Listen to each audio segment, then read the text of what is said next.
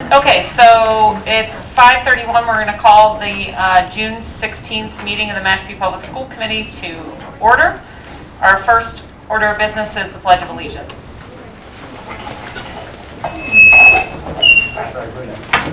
Pledge allegiance to the flag of the United States of America and to the republic for which it stands, one nation, under God, indivisible, with liberty and justice for all.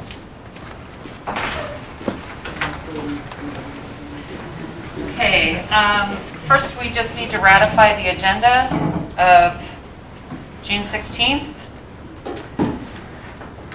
I will entertain a motion from either Don or Matt. This is the same as what we got in the email, right? So Yes. I'll make a motion to proceed with it. Okay, motion by Matt. Don, do you second? Yeah, I was just double checking to make sure that the agenda got corrected. Okay. So the one that you have Mm-hmm. in person, this is correct. Okay. The one that was sent out had one typo Okay. that was sent to correction. Okay. So I'll second. All right, so motion by Matt, seconded by Don. Let's take the vote. Matt, how do you vote? Yes. Don? Yes. And I vote yes as well. Do we have any public comment? Hope? There is nothing in the chat at this time. Okay. That's your thing to do. Is Mr. Balistracci here yet? He is on the call. Okay. Here he Hey, is. Mark. So next, before we do a moment of silence for Coach Diggs, I was hoping that you could say a few words in recognition of him for us, please. Absolutely. Good evening to the chair, to the members of the committee, and thank you for bestowing this honor on me to do a moment of silence for Christopher Rendiggs, more affectionately known as Coach Diggs. I'm going to take a little bit from his obituary, which was very powerful, and just kind of share it with our community, as he was a very much a beloved figure. I got to meet Chris back in 2009, just in my second year here in Mashpee. And, you know, Chris was one of those guys that came in and, you know, being a member of the inaugural graduating class of 2000 at Mashpee High School, he was a person who truly loved and embodied everything it meant to be a Mashpee kid. And Chris, you know, came onto our team in 2009, started coaching with us for about 11 years. We experienced tremendous success, having 4 state titles in 11 years, 5 or 6 league titles. And he also coached 3 Division I linemen during his time at Mashpee Middle High School. Chris was an individual who was larger than life. His personality was phenomenal, and he always put the needs of our students and our student athletes ahead of any of his own private or personal needs. Chris is someone who came back to Mashpee. He graduated a Falcon. He went to Fitchburg State University, where he would continue to be a Falcon, and he came back to Mashpee to continue to be a Falcon. And I said it to his wife, unfortunately, at the receiving line, that, you know, he was a lifetime and lifelong Falcon. Chris was an amazing individual, a person who would give the shirt off his back for students and to support them in any way. He took kids to Six Flags. You know, I think he bought 200 double cheeseburgers one time when they won the league title against Abington. He was always someone who took the time to build those relationships and really had a very lasting impact on our students and our school as a whole. More importantly, though, I think if I was to speak for Chris this evening, it's not about the wins, it's not about the losses, it wasn't about the championships. It was solely about the student athletes that he worked with on a daily basis. Not only did he teach his players skills for the game, but he taught them lifelong lessons about hard work, dedication, confidence, and all these lifelong lessons that'll serve our students well after they graduate from Mashpee Middle High School. He was a very beloved figure and one that will be truly missed.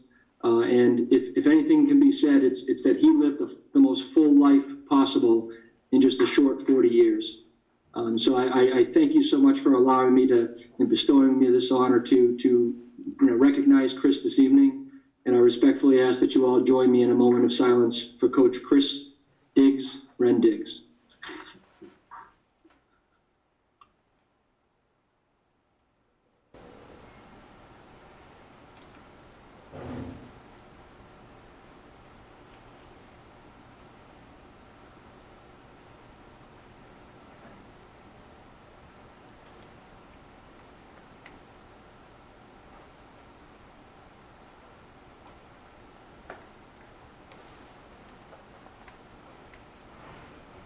you so much. I appreciate this honor.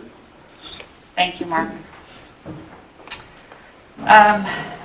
I want to deviate from the agenda slightly to allow Cameron Greendeer to do the report from the Mashpee Wampanoag Tribe, because I don't want to make him late for Dr. Greendeer and all the Greendeer children dinner. So, so why don't you hop in here, since we're already ahead of schedule. We'll take care of this quickly. Thank you. Thank you very much. Yeah, I got hungry kids. I have 5 of them. As of lately, I'm sure some of you probably heard some of these updates. I'm filling in for Roxanne tonight. She's at a tribal council meeting. So this is the tribal education updates. Lately, we've been working on the Educating All Cape Cod Children Celebrating the Mosaic on July 19th, 2021. So we're going to be given a background of all the duties that we do and all the barriers that we've been through as a department. And we're going to celebrate that and also discuss that and hopefully get some feedback and information from other educators around the Cape. So we're looking forward to that event. Another event that we have going on in August, and I just talked to some of the other teachers here, and you guys received this one. It's a August 18th, 8 a.m. to 5:30 p.m. Voices from the First Light Conference. Professional development for our educators, so educating the educators. Mr. Darius Coombs is running this. He's our cultural outreach coordinator. He can be reached at the tribe at, his extension is 162. So the different styles you'll be learning is, there's native learning styles, cultural history, cultural understanding, tribal science, Wampanoag language, traditional foods, music and dance, historical readings, and there's also PDPs provided in partnership with Collaborative for Educational Services. Snack and lunch will be provided as well. So I just wanted to let you guys know about that as well. I believe you guys got those in your email. Mark your calendar, please. We had a land acknowledgement report with Falmouth School Committee. We had Kitty Hendricks, Linda Coombs, Jerry Lassos, who's our consultant, and Dr. Natana Greendeer. They worked on the land acknowledgement with Falmouth, and I believe it's in the final stages of approval. They have some good things written up. I don't have a copy of that yet, but I'm sure you guys will see that.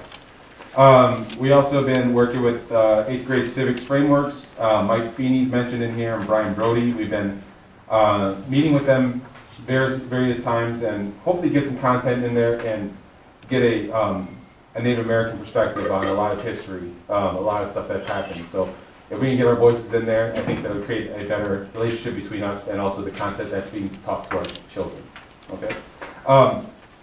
There's also the 5th grade social studies team. Jerry Lassos was trying to get his foot in the door as far as that goes. I think he did. So we're hopeful for next year to get some more feet in the door for Jerry Lassos. He's a great guy to have around on our team.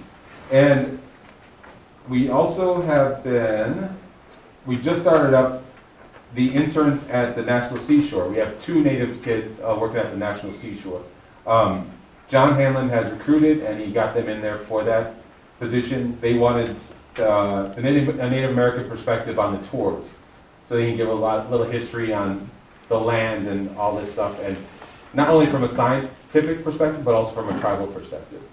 So I think that's a great internship that we have going on for 2 students. One of them is a former Mashpee student. And also right now, the department also is having cultural nights and dance practices on Thursdays. So we invite you guys to come on over and check it out. We have a lot of students participating and parents. And last week was our first one. And I'm pretty sure we had over 50 people. And it's over at the Mashpee Wampanoag Powell Field. We do have other events coming up that we'll address. I can't think of them right now, so I apologize for that. Just thinking about my kids when I get home. So any questions for me? What time is the dance on Thursday? Oh, I'm sorry. That's from 5:30 to 7:30 Thursday. And we're going until the weekend of July 4th. So we have a couple more. But please stop on by. And yeah, I'm the MC, so I handle all the speaking duties, and I'll introduce you guys. Or not. Embarrass you. So come on by. Is there a powwow this year? As far as I've heard, there is a special? I wish I could tell you more, but Yeah. I haven't heard that either yet. I'm sorry. That's all right. I just was curious. Yep. All right. Anybody have any questions for Cameron? No? I think we've been in touch with Roxanne about a couple of things going on. But it sounds like we're going to wait until after the special election for the new tribal council members before we have our joint meeting. So I think that's clear to everybody, but I just want to make sure. Do you know when the special election will be yet? No, I'm sorry, I don't. Okay. All right. Thank Okay. you. Thank you very much. Have a good night. Say You hi too, to guys. everybody. See you for guys. us. Thank you. All right. Now, I feel like we should put a whole bunch of things in front of this crowd so we have this kind of attendance for the meeting, for like the rest of the meeting. We should put you guys in at the end, and then it would have looked like we had like people here. It's kind of fun. Okay, so I want to invite Representative Vieira up to help us recognize our retirees. Yes? Yes, absolutely, and I was going to, And I want to, oh, no, I just wanted to, yeah, you can use this there. I wanted to be able to share, not all of our retirees could be here tonight, and we do have, so I kind of wanted to read the name and the number of years of service to Mashpee, recognizing that many of our members also served in other districts. And then if you come up, obviously, if you're here, and then Representative Vieira can honor you again. So we just want to sort of bring you up. So I'm going to announce names and years, if that's okay with you. Yeah. Okay. So Teresa Arsenault has 27 years with the Mashpee Schools. Come on up.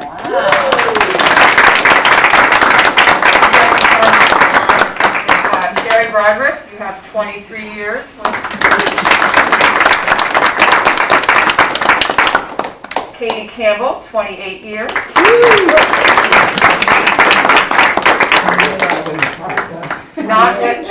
Not with us this evening is Karen Cochran, who has 20 years.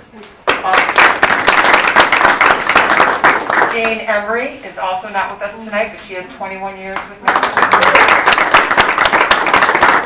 Louise Johnson, 25 years with the Mashpee Public Schools. Fran Laporte is also not with us. He had 15 years with Mashpee. Kathy Loiko had 25 years with Mashpee. Mr. Ed McDonald is here with us tonight. He only had 3 short years with Mashpee, but many, many years in other districts. Maura Manning is here with us tonight. She has 21 years with our district. Lucinda McKay is also with us. She has 27 years in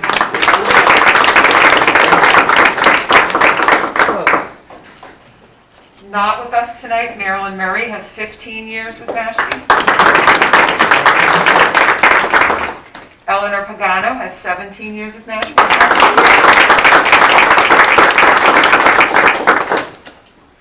Melissa Rizzitano has 6 years with Mashpee, and she's not with us, but she also has many years with another district. Alice Shaden is with us tonight. She has 30 years with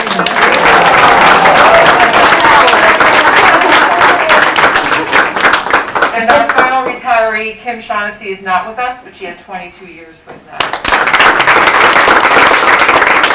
I don't know how many years collectively, but I should have said that. That is actually 375. Going through the citations, which we're going to have fun handing them out because I put them in the order that the email came in. Not we'll figure that out in a moment, but 375 years, and understanding now that that's just service to the Mashpee community and not the years of service to other districts. I didn't realize that. Right. So this has been a tough year. We all know that, right? I always say when I'm in a group of teachers that I love teachers, but I love one more than the rest because my wife is a teacher at Falmouth. She's now in administration. But so this year, hearing around the dinner table all of the challenges that you all had to go through. Pivoting here, pivoting there, new policy, new time, remote, in, out. One of the first districts to come back into the classroom. Thank you for that. Thank you for what you did for the children, because One of the things I'm going to speak about a little later on our legislative update is about the mental health issues that we're seeing coming out of this pandemic. And for you to be able to be there at the end of your career during this most challenging time, and to be there for students, and to bring them into the classroom, and to try to create some sense of normalcy in what has been a very unnormal year. So for all of you, for your 375 years of service, congratulations, good luck. And if you are in the area, please, as we go through building back better, we always say, from this pandemic, reach out to me and to Senator Sear from Mashpee with thoughts and ideas as we work on the Early Education Commission, as we work on fully funding the Student Opportunity Act, and bringing more mental health services to our school districts. Your thoughts, your experience are what we need to be able to make good policy. So thank you all, and congratulations.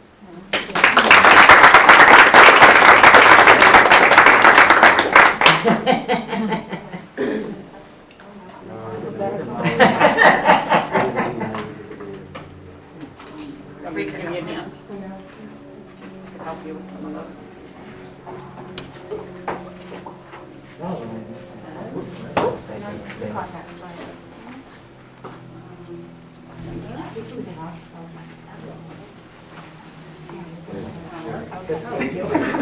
Teresa, thank you. Thank you. Thank you.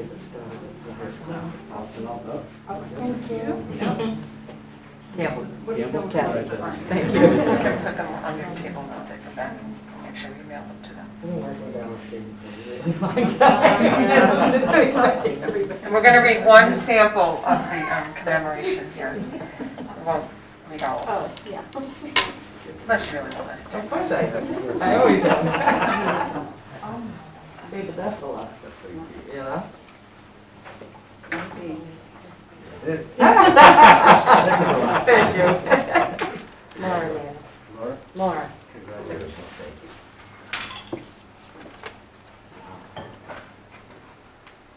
Is Louise Johnson here? No. Yeah. Maybe you work for it tonight. Manage.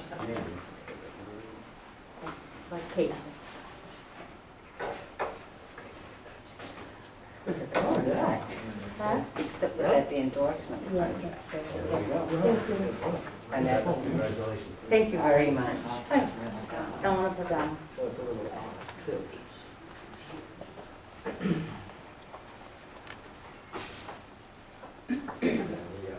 Thank you. Oh, thank you.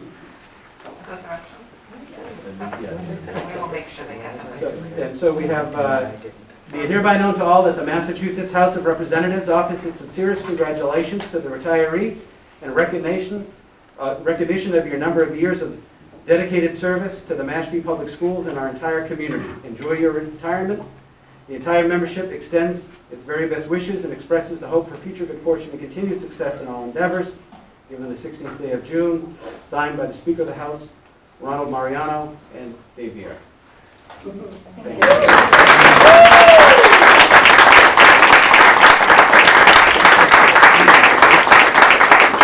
We'd really like to get a picture of the retirees who were able to be with us with the school committee. And behind you, or whichever one you pick, there is a bag and a plant for you to take as well. Little treats in there.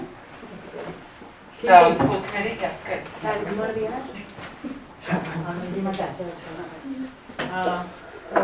This is always fun.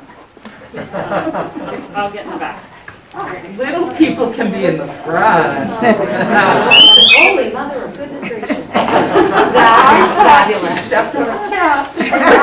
How much wiser can you? I'll make it work. That was my errand. You just did some bad things to my nerves. Yes, it is. It is. Yeah.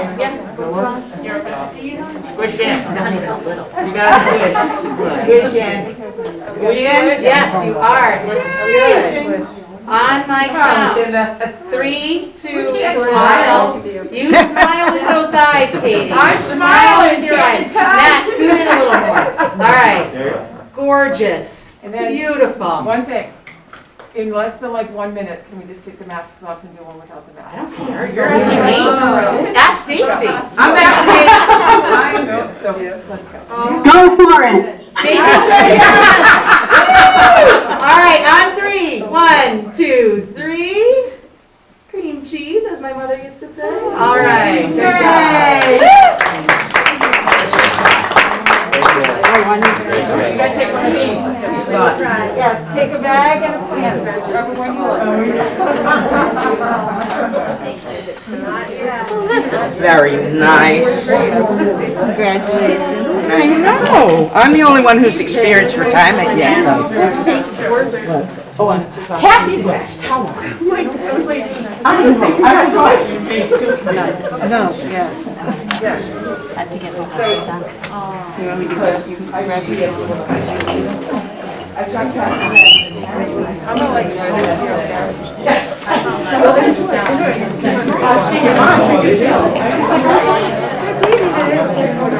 And I just became buddies with Maya.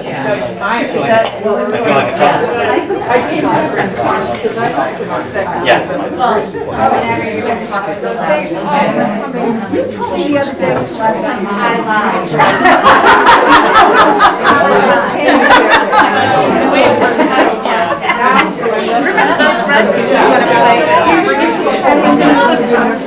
Yes, and all the goodies over the years. Oh, yes, thank you.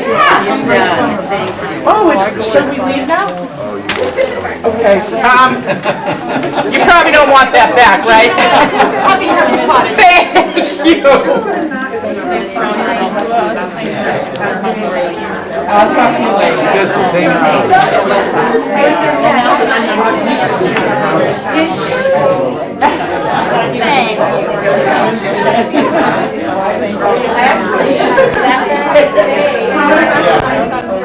I know, right?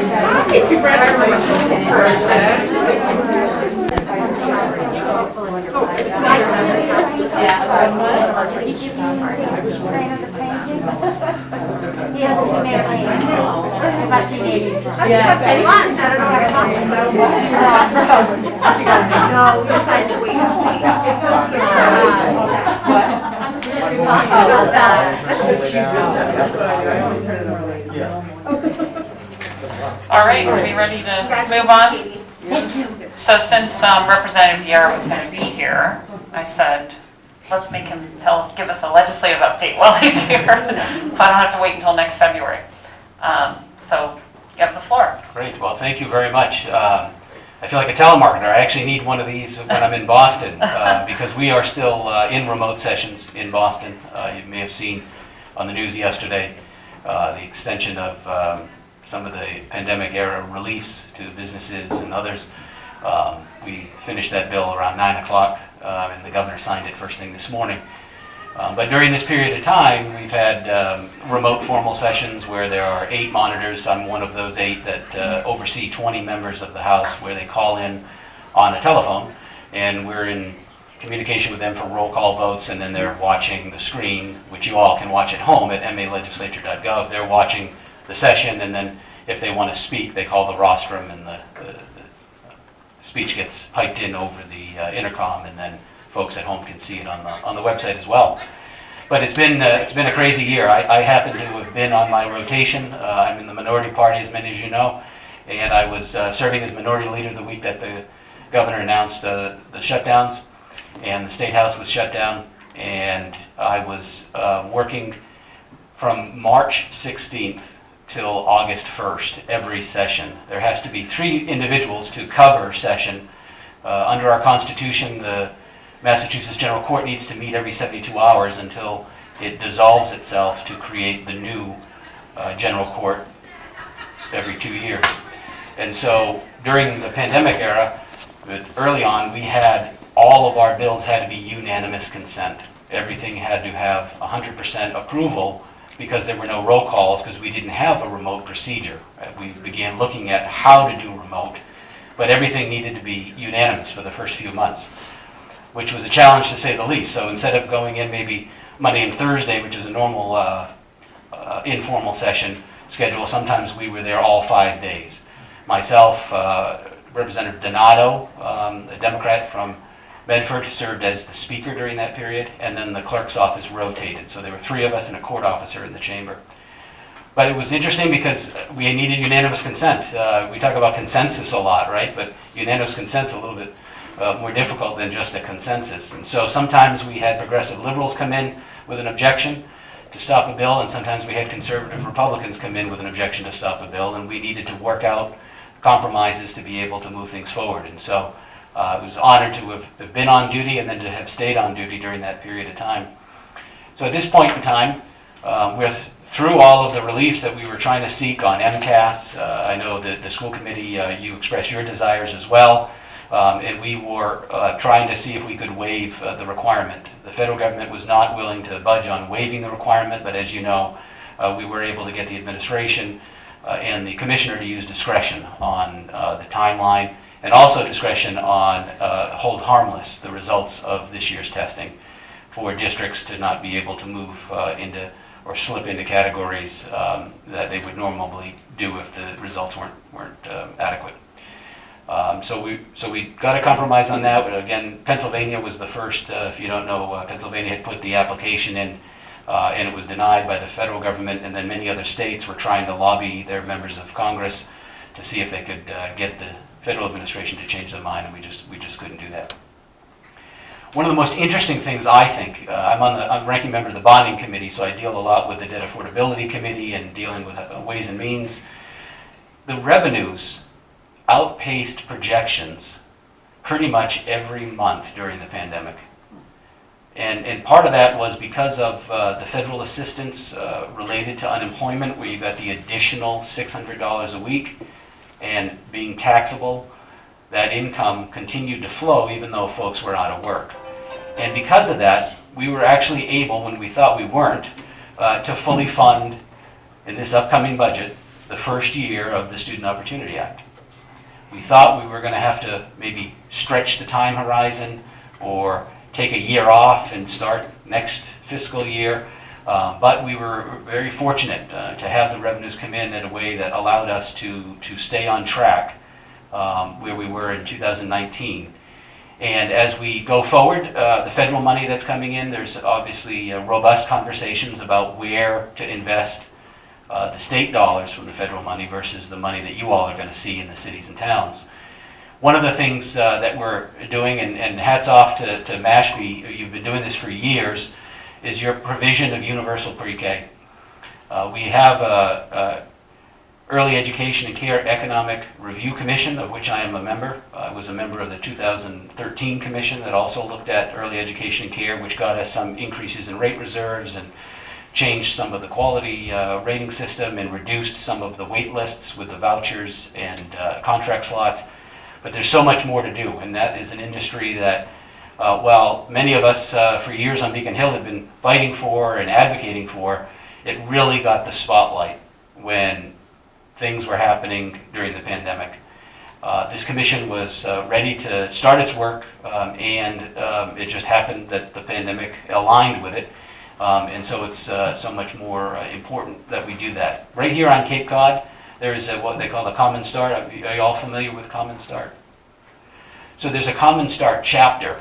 The Common Start is a nonprofit group that's together of advocates that have actually submitted a bill. The lead Senate petitioner is Senator Moran from Falmouth, Susan Moran. And that looks at overhauling the structure of early education and care, but still preserving a mixed delivery system where you have private providers and you have public settings and public providers as well. So the Common Start is a particular bill that they have initiated, and it's part of the review that we're doing with the Special Commission. So as we go forward on that, we'll have some public hearings. We're only in our second meeting of the commission. But I'm going to urge, and I'll make sure that Patty knows and Nicole when those hearings are, because I think that if you all want to contribute some of your experience on bringing the public option to the community of Mashpee, I think that's a big part of the story that other communities need to hear about how you did that. So we're in the budget cycle now, as you know. Chapter 70 is going to be good in both the House and Senate versions. We're in conference. We're hoping for a July 1st budget, but the state of emergency expired on the 15th, and then on the 15th, we were debating the bill to extend. So maybe we'll be into July with an extension budget, but either way, we know that our base education funding and our discretionary local aid for cities and towns in the GAA are going to be fine. Those aren't going to go anywhere. Infrastructure, capital infrastructure monies going forward, building, looking at early education and care settings, and then also looking at traditional school systems and school structures, just locally, not particularly for Mashpee, but some of your students might go on to Cape Cod Community College. We just did the topping ceremony a few weeks ago of a new science building. It's one of the pleasures of being on the bonding committee. While sometimes it's a very boring committee to be on and it's numbers and reports, you're able to advocate a little more intensely for infrastructure projects in the district. And so we were able to, halfway through building the brand new science building for STEM out at Cape Cod Community College, and the governor announced this week that we'll also be beginning the building of a new science laboratory at the Massachusetts Maritime Academy in Buzzards Bay. So that will be coming up. The design money is in this year's capital plan, and then over the next 3 years we'll implement that project. I mentioned earlier a little bit about behavioral health. There was a hearing today where Marjorie Decker, a representative from Cambridge, had a bill, the Thrives bill. I don't know if you all if any of you have heard of that, but it's looking at how the Commonwealth can support behavioral health in education settings. And when I say support, this is a discussion not only about technical assistance, training, professional development, but financial assistance as well. So the state isn't mandating you need to do something else, and how are we going to do that with what we have? So that conversation started a number of years ago just because of the state of mental health of our young people. And obviously through the pandemic it's become even more critical. So as we move forward, we'll be looking at how can we support the districts, and what do the districts need? What do you most need in your school district to support the new mental health needs and behavioral health needs of your students? Safe and supportive schools. I know Mashpee was an early participant in the development, actually, of the safe and supportive school model, which we worked into the 2016 gun control law. We're continuing to fund safe and supportive schools, and I think that's going to be one venue for those that are still working on it. And I'm not sure if Mashpee, are you still doing safe and supportive school model? I don't think so. No. Okay, but you were one of the leaders when the self-assessment tools were created in the town of Barnstable as well. We're part of that years ago. So that's going to be one area we'll look at to increase investment to be able to support the schools that are doing it and to be able to expand the model for those that aren't. But I'd also would like to hear from you all as to particular thoughts and needs, so that as we're crafting a final bill that comes from what is now the Thrives Act, that it meets the needs of your district as well. And with that, I think I'll open up to questions and conversation if you have any.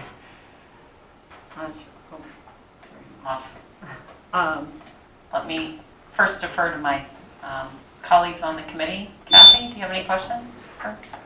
No, thank you for the update. I appreciate you taking the time to fill us in on what's going on, and the emotional piece of it. That support I think is going to be very beneficial, not only to Mashpee but to all schools in the Commonwealth. I think it's very important that we look at that. So I'm happy to hear that's something that is in your purview rather. So thank you. It's definitely on our radar. And I don't know if you've had, I don't know if you have met Kathy Lewis, our member of the committee. She was elected last year, but our newest member, Brian's not here tonight. We kind of made history this year, having a tribal chairman and school committee member, but we erred in not clearing his calendar for this meeting, so he has a tribal council meeting tonight. But Matt Davis is our newest member. Matt, do you have any questions? No, I have no questions. Trying to put it down. Yeah, no questions. Just actually really interested in all the things that you guys actually go through at that level to help support the school systems in the district. So it was definitely very informational. I got some reading to do too. Thank you. Don? So thank you for coming, I appreciate it. Just a couple thoughts. Actually, I'd like to get your thoughts in regard to, I'm glad to hear the Thrive Bill, and I will take a look at it separately, but to support mental health in the education system. I would just stress, at least from my perspective, my own personal perspective, you know, we threw a lot of parents into teaching, heavy-duty teaching assignments, by choice or not by choice, as a result of going in with hybrid models, etc. And I would just encourage you to be broad thinking in regard to mental health on those individuals also, because Supporting the families and the yeah, parents. supporting it from a family versus, you know, when you talk about education system, that to me initially made me think very narrowly.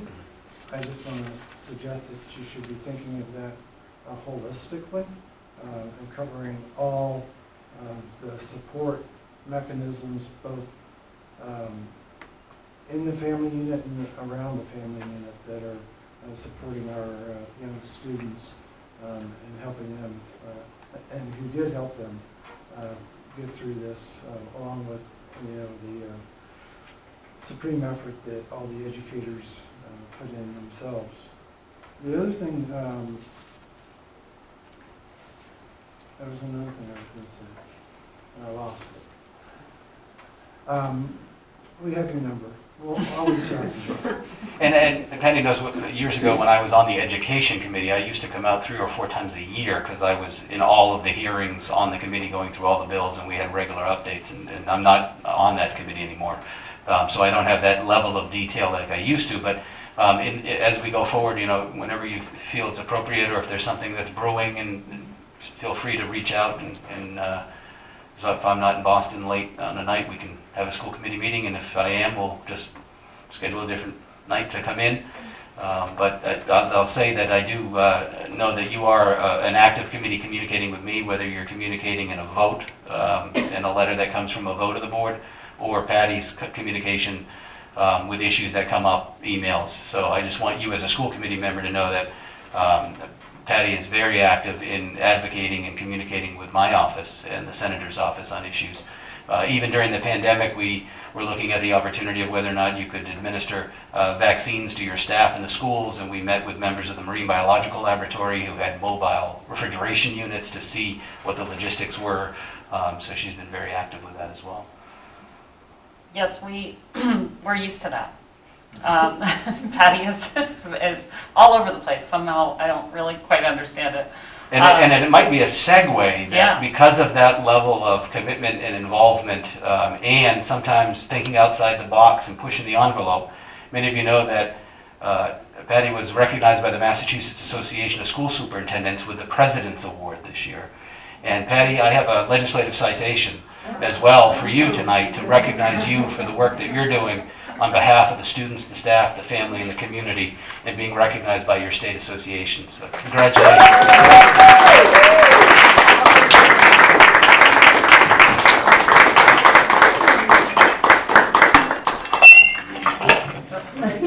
I told her it was my notes. She wanted to put it back in the pocket.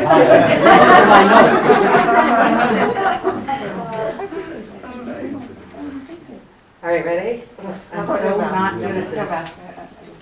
Patty is the photographer also, in case you're wondering. All right, on 3. 1, 2, 3. Beautiful.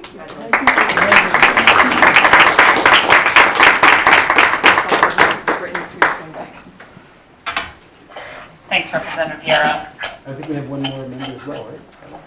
No, that's Skyla. She looks like a member, but she's actually our student representative. Right? Yeah. So having started my political career as the student representative to the Falmouth School Committee, when Bob Antonucci left and became the Commissioner of Education, I would like to hear from Skyla, because she is a member of the committee under statute. Matter of fact, the only state in the country that has students by statute on their school committee. So Skyla, any thoughts that you have? Yeah, hi, nice to meet you. Is that who the Falmouth gym is named after?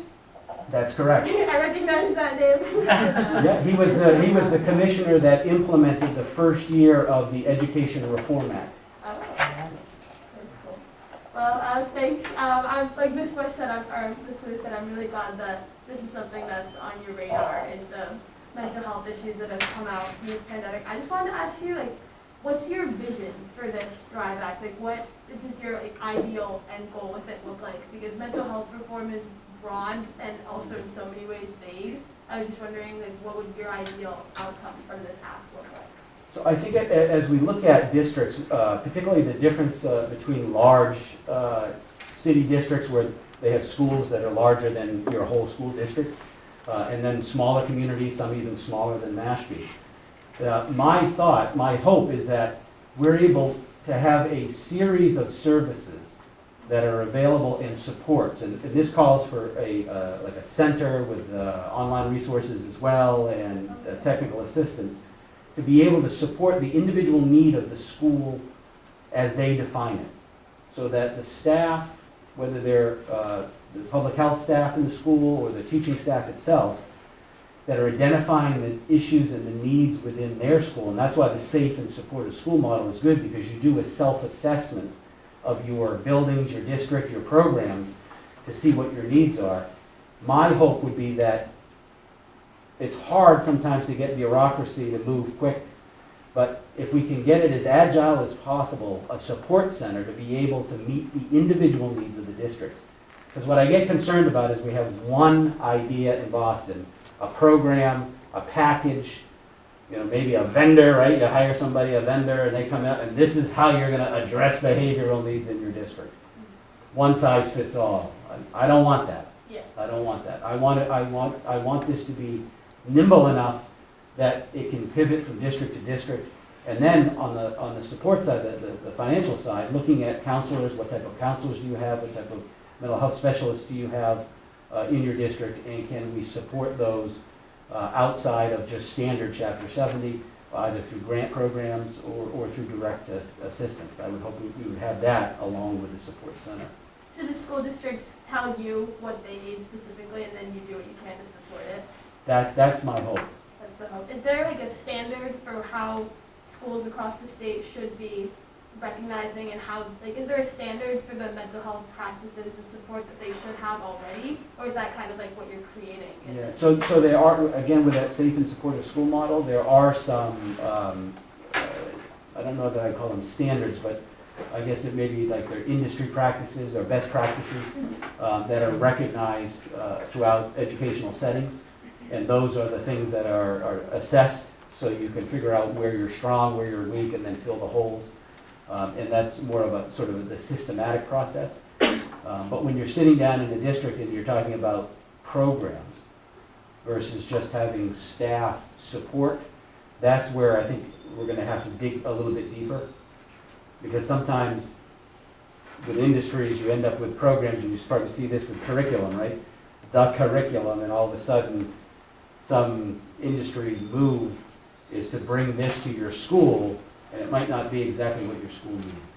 And so we got to be careful of that as we go forward, and make sure that people aren't just looking at the fact that we're willing and committed to investing in this, and then creating a product that you can buy from them, right?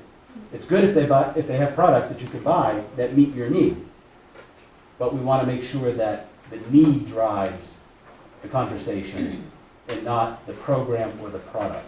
That's like when a district goes after grants. I'm sure you don't do this, but some districts just, there's a grant, right? So now we pivot to go for the grant. No, grants are there to support the things that you're doing in your district. And if it's a priority in your district and this is what you need, then you apply for the grant.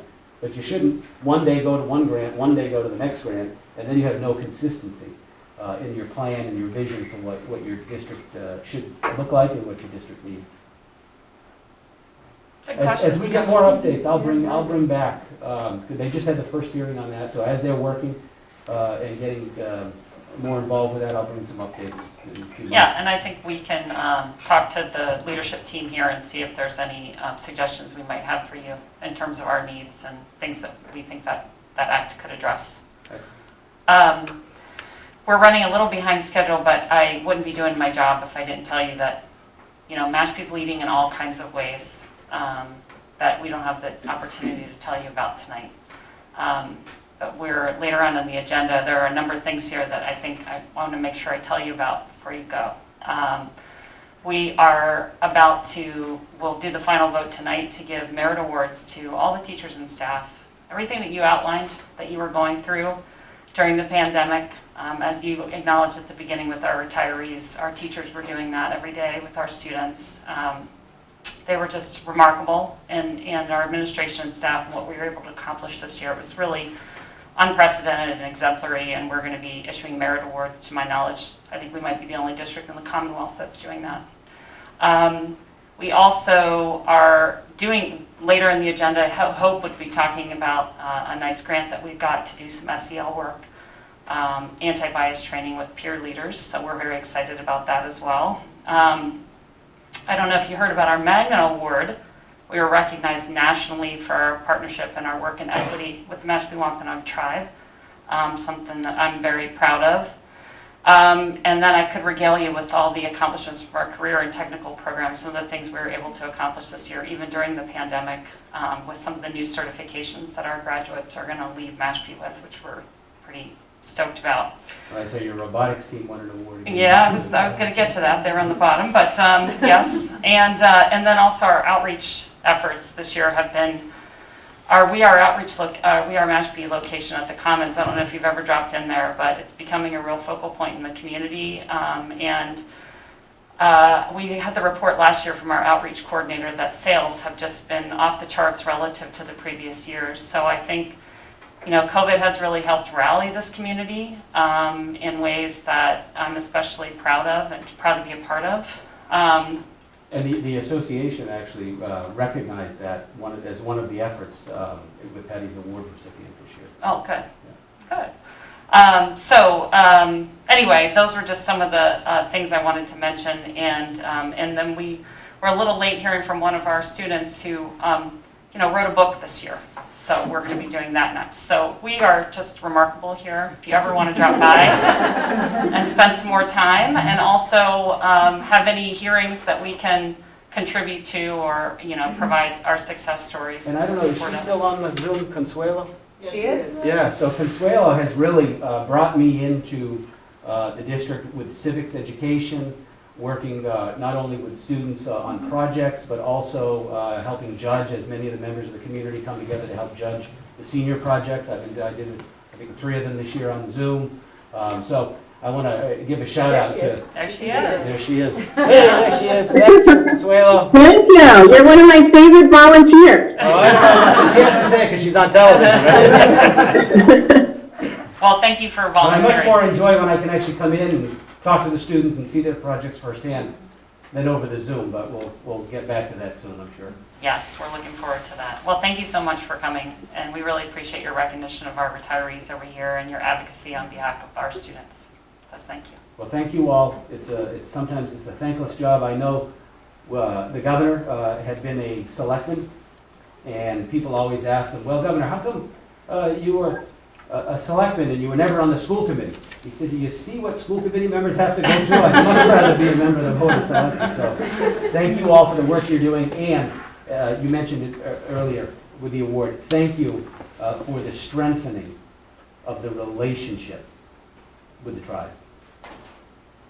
Because over years, it's gone up, it's gone down, and over the last number of years, it's been strengthened.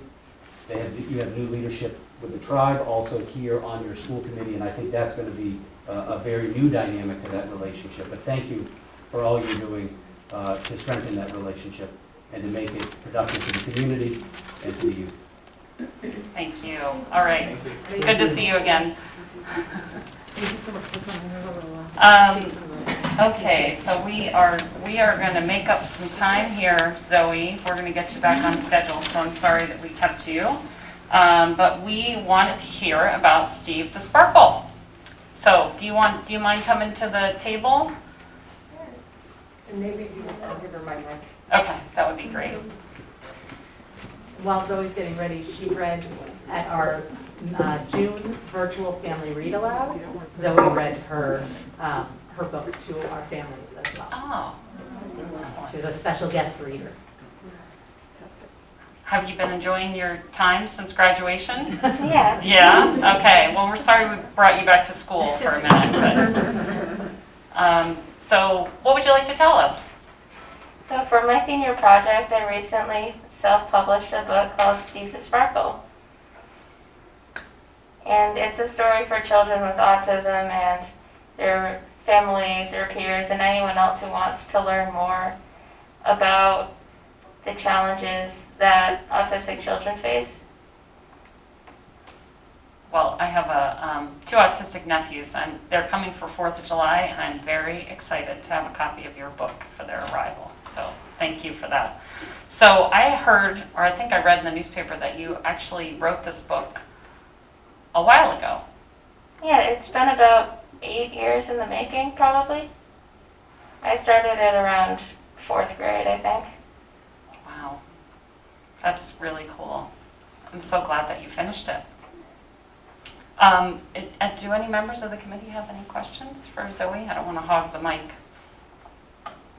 I'm just curious why you chose to have it centered with autistic children. And I'm not complaining, I just wanting to understand the motivation.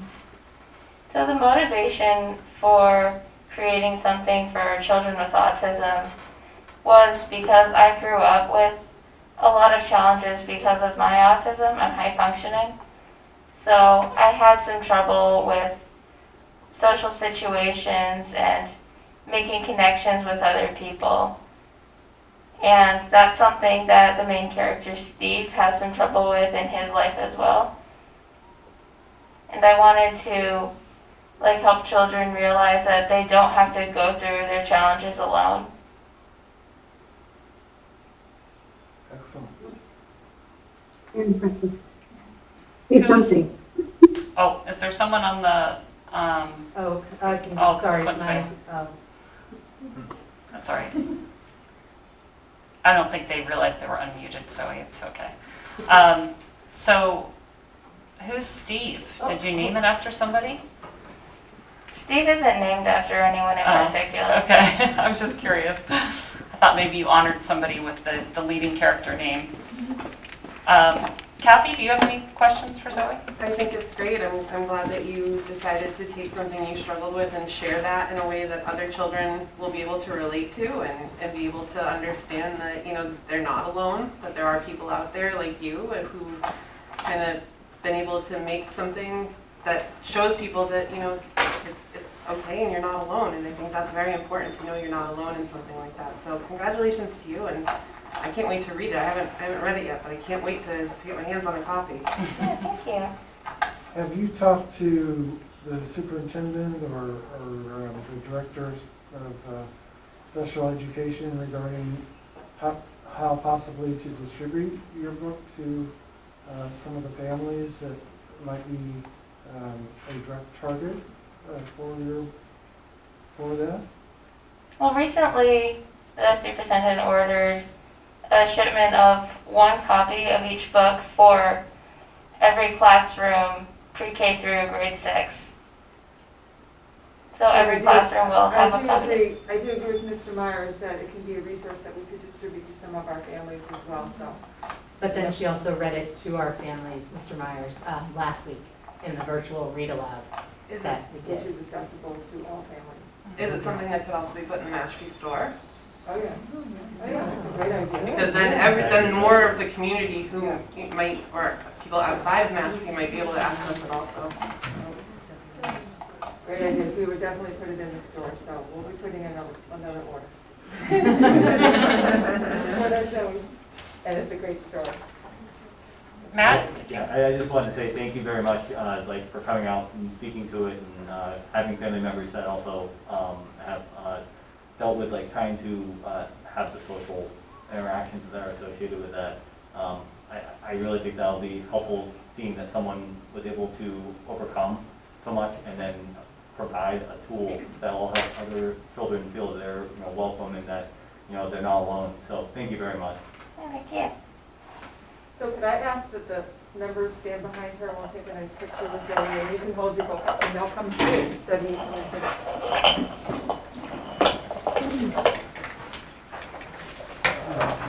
I guess I'm the one.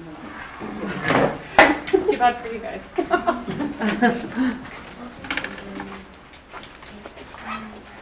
want to be in this one? I can take, do you want to be in it? Yeah, actually take off. If you're comfortable, you have. If you're comfortable, I'm sorry. If you'd rather leave it on, that's fine. I'm not going to question you. Just take off your mask. Thank you, that's awesome. Thank you. Thank you so much for coming tonight. This is really Congratulations. Congratulations. Thank you, Zoe. Oh, is this your copy? Did you bring this with you? Oh, yeah. Okay. Thank you for Mom. Thank you, Zoe.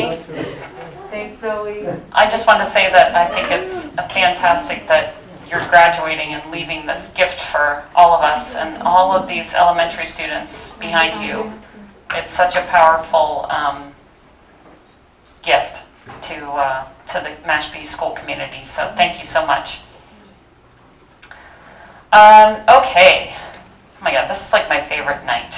We are doing so much fun stuff tonight. So next we are singing our unsung heroes from this year's teaching staff, some of whom I know pretty well, and I miss dearly now that my kids have aged out of Coombs and other places. But so let's see, we want to, we have some things for you guys, but I'm going to, I think this is what I wanted to read. This was in the card from the Mashpee School Committee, so I'm just going to read it aloud for everyone's benefit.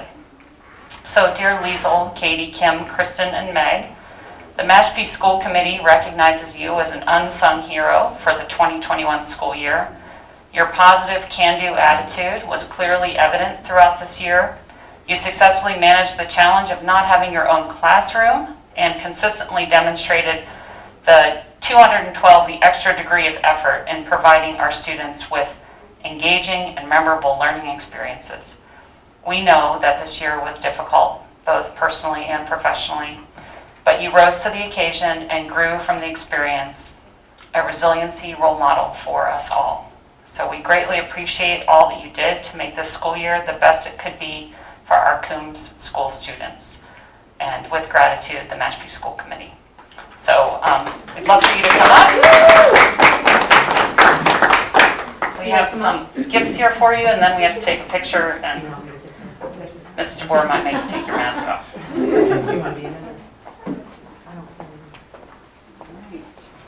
So, I don't want you guys.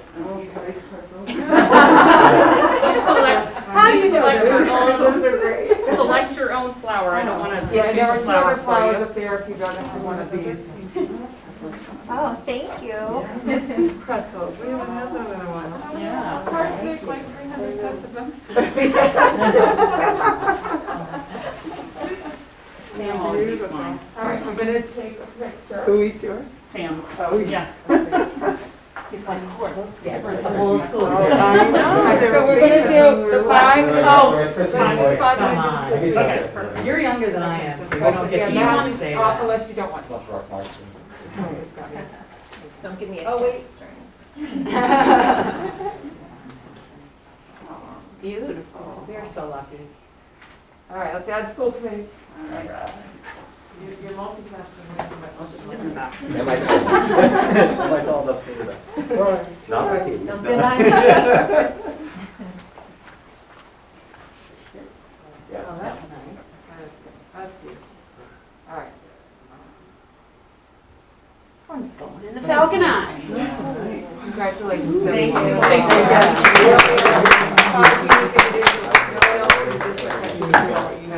Thank you. So I. Welcome. Thank you for coming. Thanks, Patty. No fear. Oh, thank you too.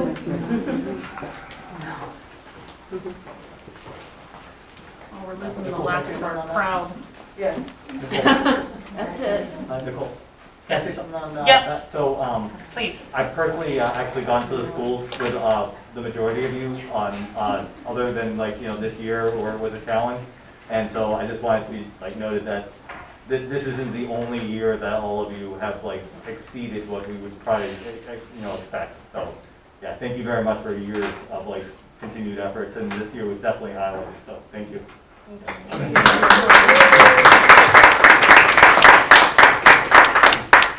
John, anything you want to say? You look poised. I should just not say anything. I mean, your mic's not on, so you kind of don't look like you're ready to. And your mask is down, Yeah, so but- there's that. Wear your mask, don't wear your mask. It's hard to figure out what the This rules are. should be our last meeting where we have to wear masks per the commissioner today. Okay.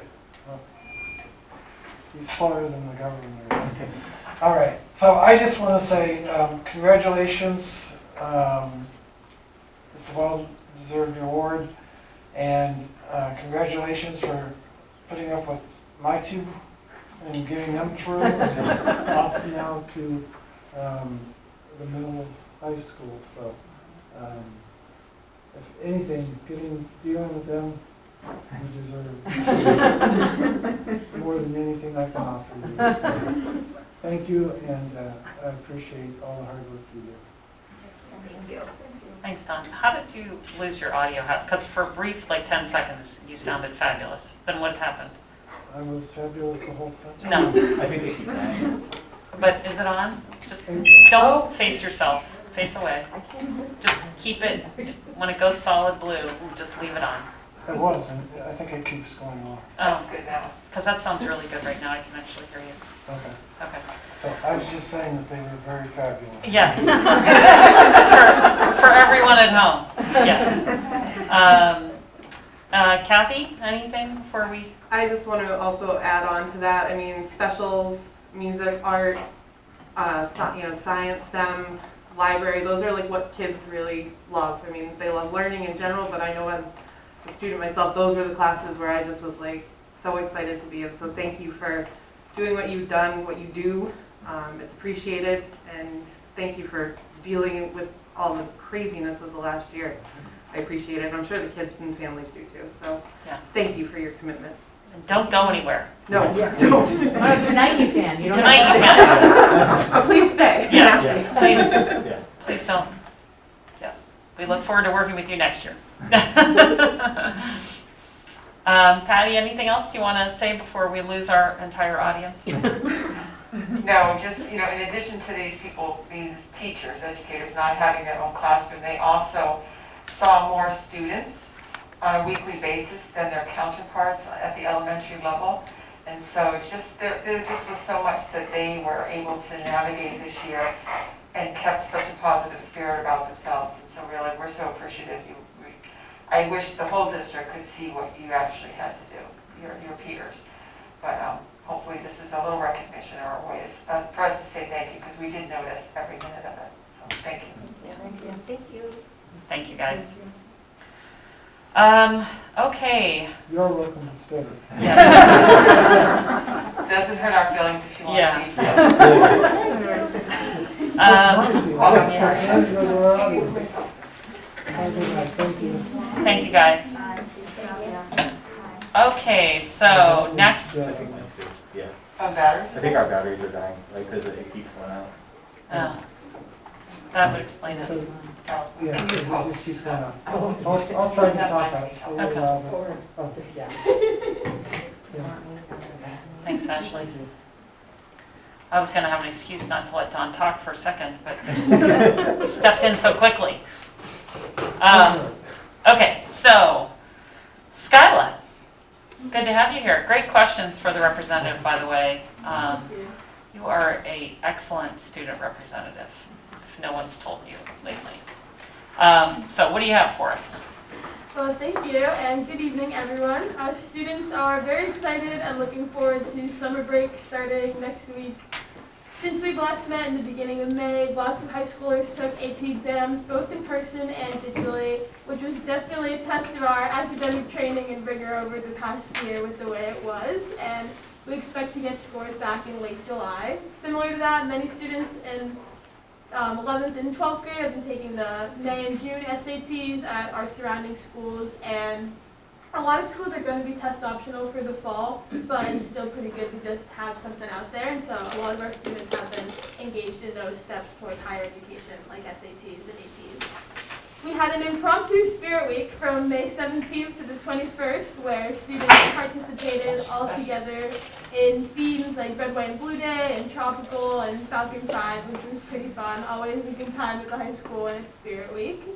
The annual Spring Service Clothing Drive this year, led by the phenomenal Ambassador Hannah Rogers, collected over 40 full trash bags of clothing for families in need in Massachusetts, and she really did an excellent job, especially with the year she's had. I mean, most ambassadors go in January and they learn what 351 is, but this class never had that opportunity. They had it virtually, and she, like, you wouldn't even know that she hadn't had that, because she just is a natural and is so good with it. The junior class had a plant fundraiser on May 23rd that was very successful. We saw support from so many different members of our Mashpee communities, between teachers and educators, administrators at all of the different schools, and so to them we are so grateful for that. Mashpee High School celebrated prom on Tuesday, June 1st, with seniors and their guests, and there's been a really positive amount of feedback that comes from it. Everyone who went had a good time, and so that's a really good precursor for next year as well. And following prom was graduation on Saturday, June 5th, in which Mashpee celebrated the class of 2021, moving from one stage to another. And between class day and graduation, there were many wonderful speeches and performances from seniors and community members. And there really are so many awesome role models in this class, and I really mean it, speaking on behalf of myself and our school, that we're going to miss them, and they leave a really strong legacy at Mashpee. The Math Honor Society elected its officers for 2021 to 2022 last week, so I just wanted to highlight them. We have our president is Allie Leeds, Sam Morey is our vice president, Megan Burnett as our secretary, and Isabella Egan as our treasurer, and that's a big role to step into for all four of them, but they're both going to be really strong. All four of them will be strong examples of academic excellence in our school, especially in math. And likewise, the English Honor Society elected their officers too, with their president being Abby McGrory, vice president Isabella Egan again, secretary Amna Iqbal, and treasurer Sayi Deal, so congratulations to them as well. For our Math Honor Society, it's all rising seniors, but for English, it's split between rising juniors and rising seniors, which is really cool because, as we all know, mixed leadership is really important, so I'm happy to see that. Last Thursday, student athletes interested in playing soccer, volleyball, field hockey, and cheer received calendars, and it was kind of just like a sign up, which was an exciting step towards fall sports, preparing for these summer trainings. Girls lacrosse has had a great season so far, progressing to the semifinals of the South Shore League tournament. Juniors Ava Gonzalez and Julia Tenori were highlighted by the Cape Cod Times as players to watch a few days ago, which is a good accomplishment. And on May 24th, they honored their seniors, Brooke Johnston, Bridget O'Neill, and Caroline Shields. And I wanted to highlight them as well as the softball seniors who were honored on their senior night, Maggie Connolly and Cindy Puchel, because all of them are friends of mine that I've come to know and honor, and like everyone who knows them, deep confidence in all five of their teachers. They're all excellent people and leaders. Senior Logan Westcott was also celebrated for the boys tennis team, along with Dolly Allen for the girls tennis team on the 24th.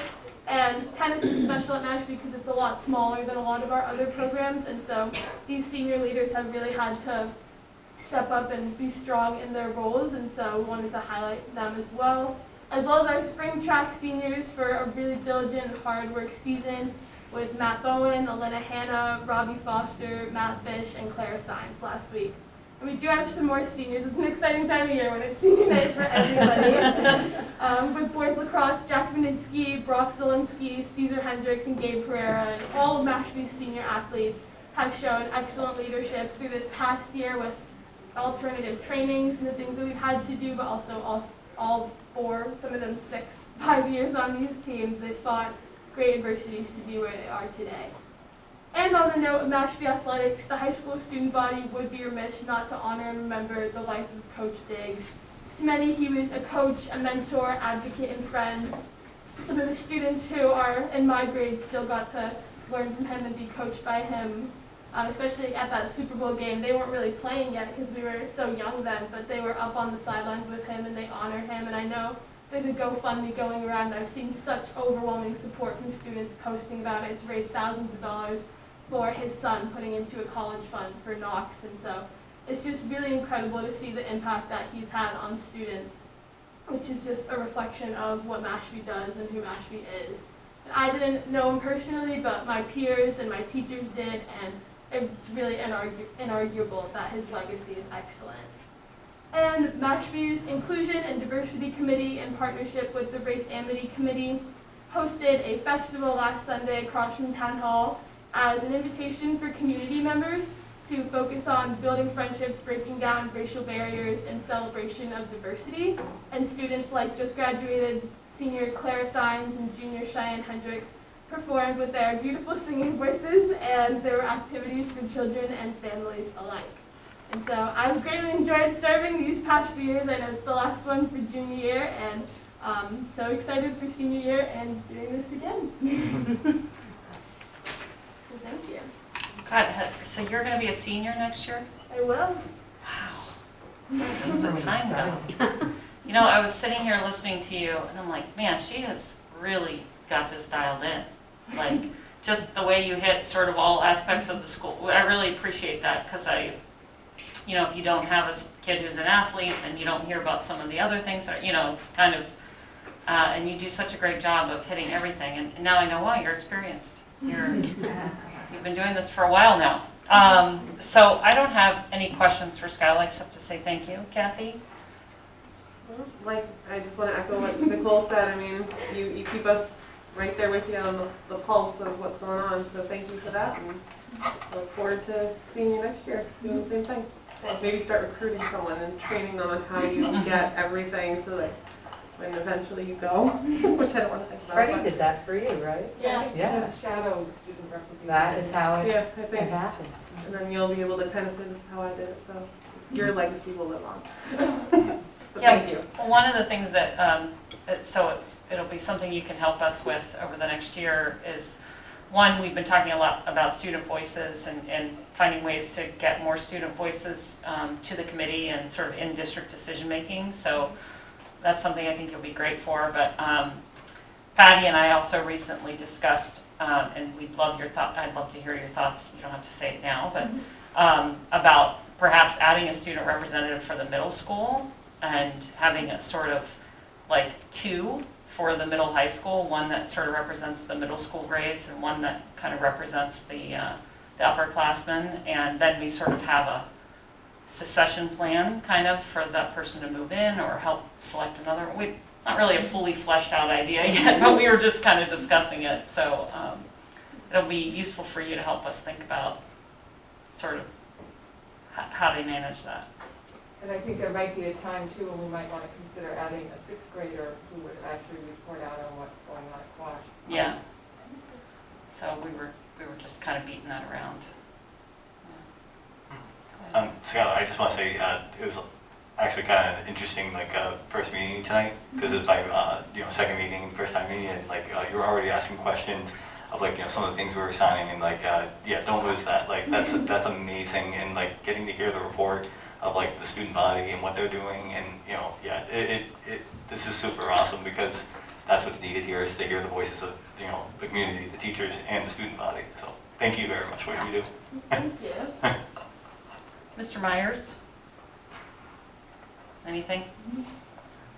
Well, I can't commend Skylar enough in regard to her abilities and her contributions to the committee. That being said, when Representative Vieira was talking, he had mentioned about student representative on the school committee, and I believe, and I haven't done a lot of research on it, but I believe that there's another level that we could take this if the committee so chose to want to do that. But I don't have the information, and I don't know if there's a consensus of the committee to want to explore that. So that may be something that we want to put on the agenda for a subsequent meeting to discuss. Yeah, it kind of ties into what I brought up, last meeting. And I did start kind of reaching out via Mass website to see if there were other districts that did have that, whether we call it an advisory committee, whether we call it the student representative, because they're non-voting, they would be non-voting members, but still be able to contribute to how they vote, but it's non-binding. So, right, they would be more involved than. Yes, than just giving us feedback. They would actually be active participants to the meetings, yes. But non-binding votes is what I'm finding is what people are doing. I was working on getting that, and I figured by the next meeting, hopefully would have a little bit more info to share with everyone. Maybe if we can make sure that we add that on a subsequent agenda, or maybe on this side of it. Okay. Or some of us older folks who forget what was. I think that's a good focal point for the committee. That's something we can discuss at our retreat, maybe as kind of part of our student voice initiative, if that's one of the goals that we end up adopting. What are your plans for the summer? Work. Work? Work and soccer. Work and soccer? Yeah. Oh, cool. All right, so we'll see you at the store. Oh, yeah. All right, awesome. Skylar, are you driving that? Yeah. I was wondering who was picking you up. Did you drive here? Yeah. I did. Oh, I can't believe it. I love it. All right, well, thank you so much for your report tonight, Skylar. All right, have a great summer. For a little bit. Okay, good. Just feel, you know the drill. Okay, Nurse Stacy, District Nurse Coordinator update. We are back on schedule, and don't blow it. Go ahead. All right, keep it quick, because you guys haven't heard from me in a while, and I hope to keep it that way. So I think this is the first meeting, the agenda packet that was sent out didn't get changed. So you can see that May was a busy month for health services. Now that we're all back in and we're busy getting ready for the fall. So things are moving along. Pool testing, we finished, this week was our last pool test. We had 99 pools with just one positive pool. So that was exciting, and having 18 staff participate and 69 students over the 11 weeks that we ran it. We will not be giving it over the summer school. We're going to just see how things go. We have applied for fall should things be continuing as we anticipate. But that's still to be determined, but we haven't taken it off the table at this time. So more will follow for that. But really nothing new and exciting. We're wrapping up, and I wanted to stay that way, so that's all I'm going to say on that piece. Unless anybody has any questions on full testing or the health services update for June. So Stacy, I have a quick question, or hopefully it's a quick question, in regard to the information that you're reporting in regard to positive cases. Can you confirm that none of our cases represent individuals who were vaccinated, or do you know?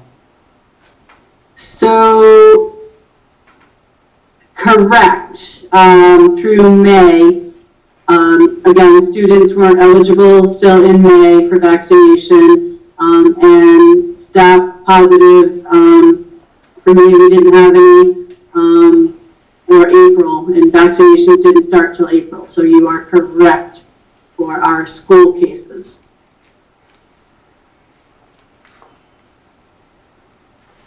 Anything else, Phil? No, that's it for now. Thank you. Okay, thanks, Stacy. And I just wanted to add one other quick thing. We have 284 students who are eligible for vaccinations that have been vaccinated out of the 824 students in our 6th through 12 grades. Again, not all of our 6th graders are 16, so anybody who wants a vaccination has been able to get it, and it is moving along. Every week I see more and more data with that increasing, so that's moving well too. So that number, sorry.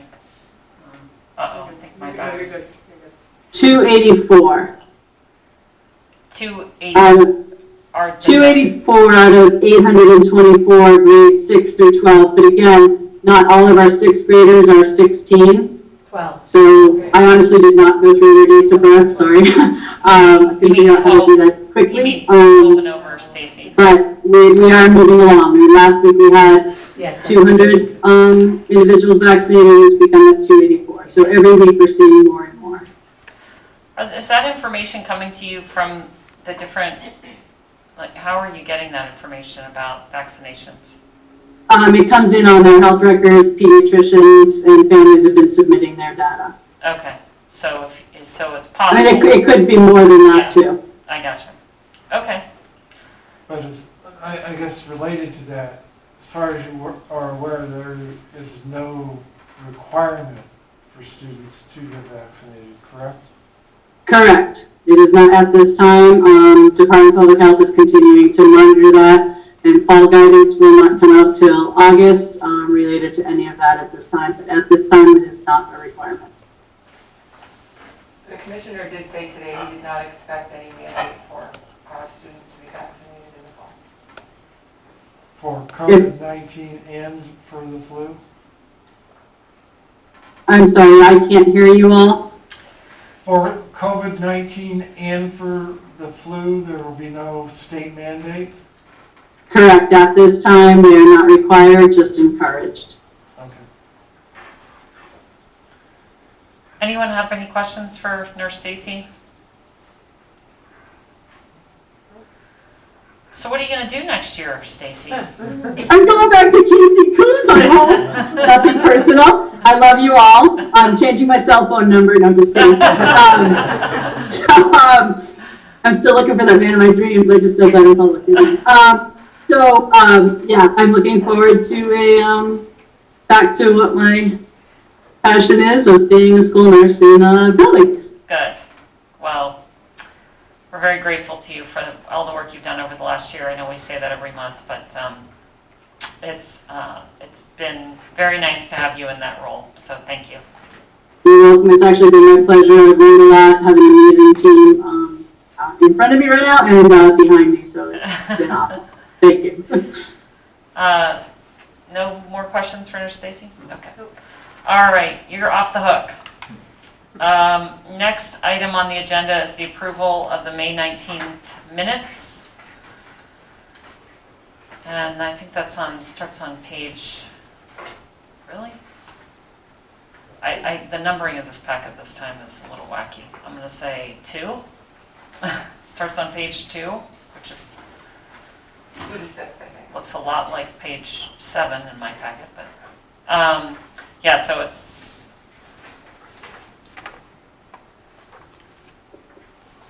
is it just for May 5th?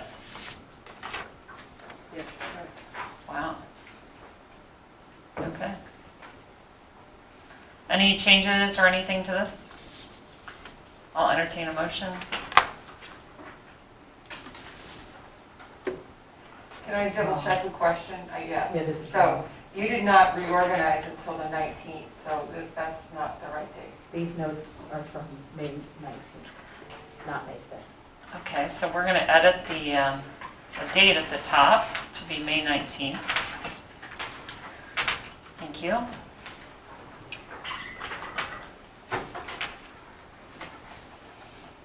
And just a note that these liaisons and working groups, committee assignments and everything, those can always be subject to change. So, but it's a nice reminder of what you signed up for. I don't see any additional changes. Anyone have any? It's like the longest notes I've ever seen. I love it. Usually they're like a page and a half.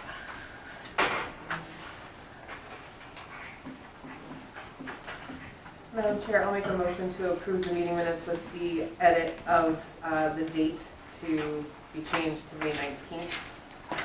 Okay. Motion by Kathy. Oh, wait, I'm sorry, there's another edit. I'm sorry. On page 3, it says that we ratified, nope, never mind.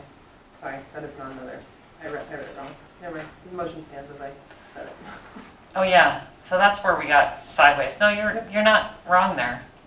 Yeah. No, because we ratified. Oh, yeah. That's just Gotcha. confirming that, yes, this was the May 19th. Okay, gotcha. All right, do you have a second? I'll second. John seconds. Any discussion? Kathy, how do you vote? Yes. Matt? Yes. Don? Yes. And Nicole, yes. All right. Patty, report of the superintendent. Okay, so as always, I love following Skyla because she cuts quite a bit out of my sharing. I did want to say that this Friday is the last monthly enterprise article. And so a few things that were highlighted in that article that Skyla didn't share is that we did have 115 graduates last week, or on the 5th, and that the local scholarships awarded to the class of 2021 totaled $130,200. And then additionally, $12,167 in John and Abigail Adams scholarships will be utilized by members of the class who are planning to attend a Massachusetts public college or university. So that's, during a pandemic, we have a very, very supportive community. In the article, we're going to talk about the grant. Dr. Hanson is going to talk about that. I'm also highlighting our new strategic plan in the article, but I'm going to talk about that separately. I did want to give a shout out to 8th grader Aiden Chisholm. He has been chosen as this year's Harold P. Collins Citizenship Award winner. That's only one student in grade 8 who's recognized with that. Just a little bit from Quashnet, we do have 2 other schools here, although it does tend to be very Mashpee Middle High School dominated at this time of year. But there were some new feathered friends who joined the Quashnet school. There were 4 chickens that hatched in 5th grade. They have gone on to their happy life in a coop at a local home or farm. But I really want to give a shout out to the science teachers in 5th grade, Mrs. Babbage, Mrs. Mayan, and Ms. Warren, for making that such a really experiential and learning opportunity. I don't know if you watched any of the videos they created of candling, which I never knew what that was, but it was fascinating. And just the way they talked it through, it was almost like you were listening to a surgeon talk through a process. It was very soothing. The end of the year assemblies are going to be on Monday. They're virtual. I'm sure I don't want to take things away from Mrs. O'Brien. And then step-up night last night for 6th graders who are moving on to 7th grade. It was just one component of several events that we'll make sure take place so that our 7th graders have, and their families are a little less stressed about the transition after 4 years at the same place where they're very comfortable and know everything they need to know. And then also, part of the transition, the music teachers at the middle high school, Ms. Mills and Mr. Trianos, brought some of their talented students down to speak to all of the 6th grade classes about the music program at the middle high school. And then English department head, Mr. Carroll, he came down to speak to 6th graders about summer reading. And I don't know if Mr. Taveri has done anything with the athletics visit yet. Friday. But as often as we can actually get, a person in front of our 6th graders to really explain through, and bringing kids with them is just a way to ease some of the worries that our 6th graders might have and their families.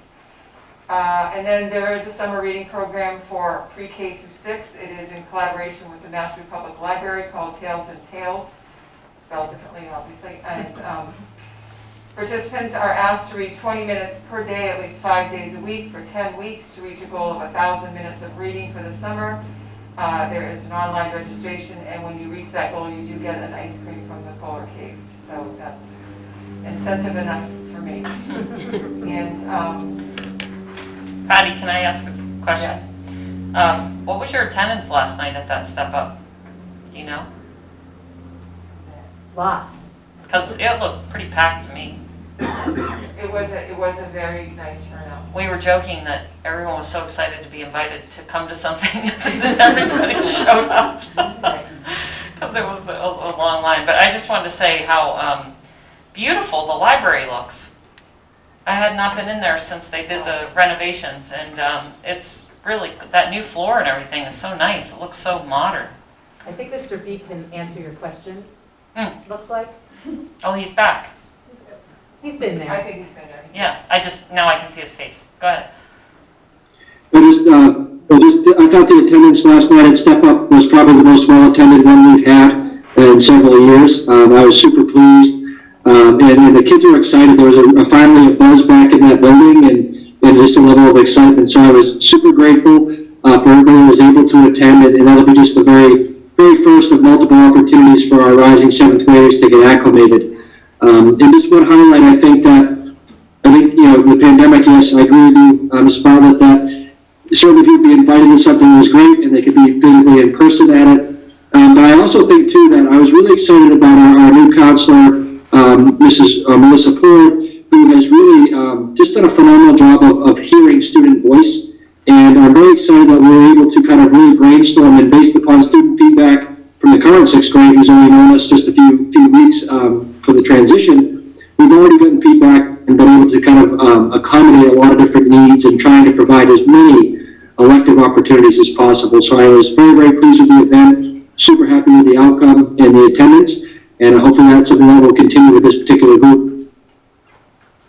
And I do want to add, tomorrow night for grades 7 through 11 is the academic awards night at the middle high school. That is very well attended, so it has been planned for as an outdoor event at the stadium.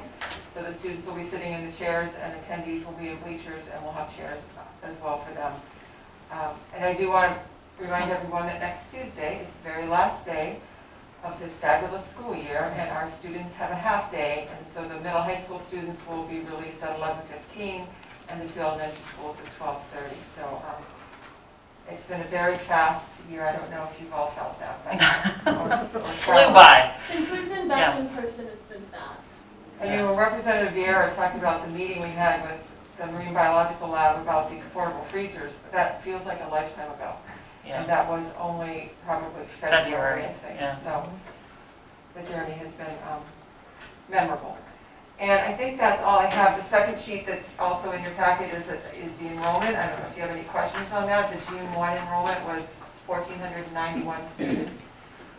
And, we still, I think up through last week, I always get a notification when a student has switched from 100% remote back to in-person, because we do maintain that data. And so they still continue to trickle in. I don't expect to see any more, with just a couple of days left. But.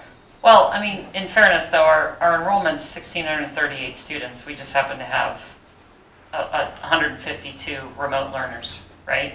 No, they're included in the 1,490. Oh, okay, gotcha. But we do have, a larger group that were homeschooled this year, and Gotcha. so we're looking to see how the kindergarten numbers look for next year. I think when I just checked this week, it was in the, I think it was close to 80. I think she said 76, but she had 3 or 4 to process. And then I don't know what the average is that come in over the summer, because we're planning for it to be right around 100. So hopefully that's where we land. And the choice numbers, do you have any idea what those are?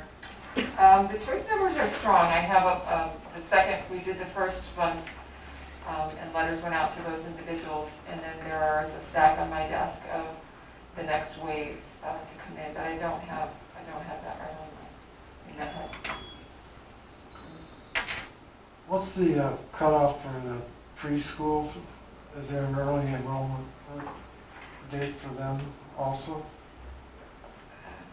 Well, you have to be, for the 3-year-old program, you have to be free by the start of the school year by, I think it's August 31st. Deb, when do they have to apply by? The first wave of registration has gone out, but they can apply all summer long. Okay. Okay.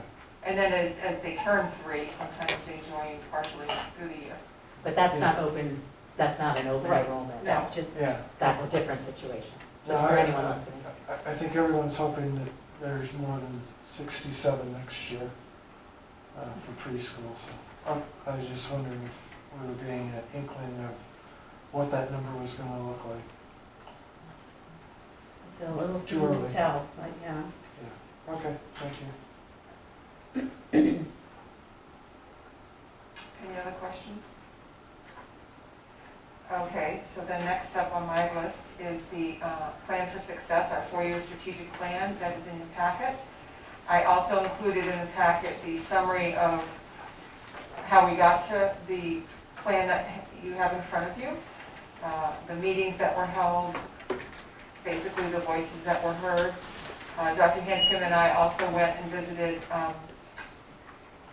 5th grade, 6th grade, a couple of 8th grades, a U.S. AP U.S. history, several of those classes, and the students sort of broke into groups and looked at each of the pillars of success and provided us feedback. And definitely the student voice is something that is craved by our students. So we're all on the same page in terms of where we're moving, the direction we're moving in. Everything was pretty positive in terms of the feedback we received. We did also send this out to our Mashpee community in terms of all of the community members and families who received my weekly emails. We did receive a few emails back from members or community stakeholders. And then we also sent it out to our staff as well, and asked for feedback, and we did get a few responses from there, and we reviewed them as an admin team, and some things that were brought up are going to be addressed in some of the initiatives and the action steps, so it didn't really require a change to this. From the plan that was developed at the end of the May 26th meeting, anyway, at the end of the May 26th meeting, after we gathered all of the information from various people, it resulted in 2 minor changes from what had been the plan at the 26th. So one of the changes in the mission statement was the addition of the word "and civics." So it reads, "The Mashpee Public Schools ensure a student-centered, comprehensive program of rigor, scope, and depth that prepares all students to be college, career, service, and civic ready, and teaches respect and acceptance of others." Just to eliminate any vagueness in terms of service was meant to imply a career in the service, in one of the services, but it is a different career. I mean, yes, it is a career, but there is a commitment and an obligation there that makes it slightly different. So we added that, and that matches with the last bullet under core values. That was already there where it says all students are college, career, service, and civic ready. And then the only other change was in the 3rd bullet. I think we did talk about numbering these. Instead of, at the end of our meeting on May 26th, it read, "Our classroom instruction and interventions are informed through observations and data-based problem solving," and we changed data-based problem solving to data-informed problem solving. The rest is exactly as it was when the large stakeholder group developed it. And so in the summer, we already, I know as an admin team, I believe it's on July 15th, maybe it's Thursday afternoon. The facilitator will be down here for the Executive Institute, and so Ruth is going to meet with the admin team for a couple hours that afternoon to develop some of the action planning. And then I know at the school committee retreat, you're also going to do some action planning as it pertains to your role. And then as we move forward, our teachers, will all be sort of getting ourselves aligned to this plan. And so tonight, this is your opportunity to basically, or I'm requesting you to consider approving this plan. It is a living document, so it's not that once you vote it tonight, as we move through our first year in particular, we may see some things and want to add something or take something away. So we'll revisit it annually to see if there's tweaking that we would like to do. Does anyone have any questions? Can we get Ruth for the school committee retreat? We can try. Not for all of it, but just a portion of it. Yeah, we'll talk to her about that on the 15th and see if she's available on that day. She is, I think, very beneficial in her experience and her approach to getting us all making decisions and moving forward and sharing our thoughts. So I think Yeah, it's kind of a hard thing to facilitate if you're a member of the committee. Yes. I'd like to be able to participate and Right, not have yes, to. absolutely. I will invite her. Thank you. Any questions on the plan?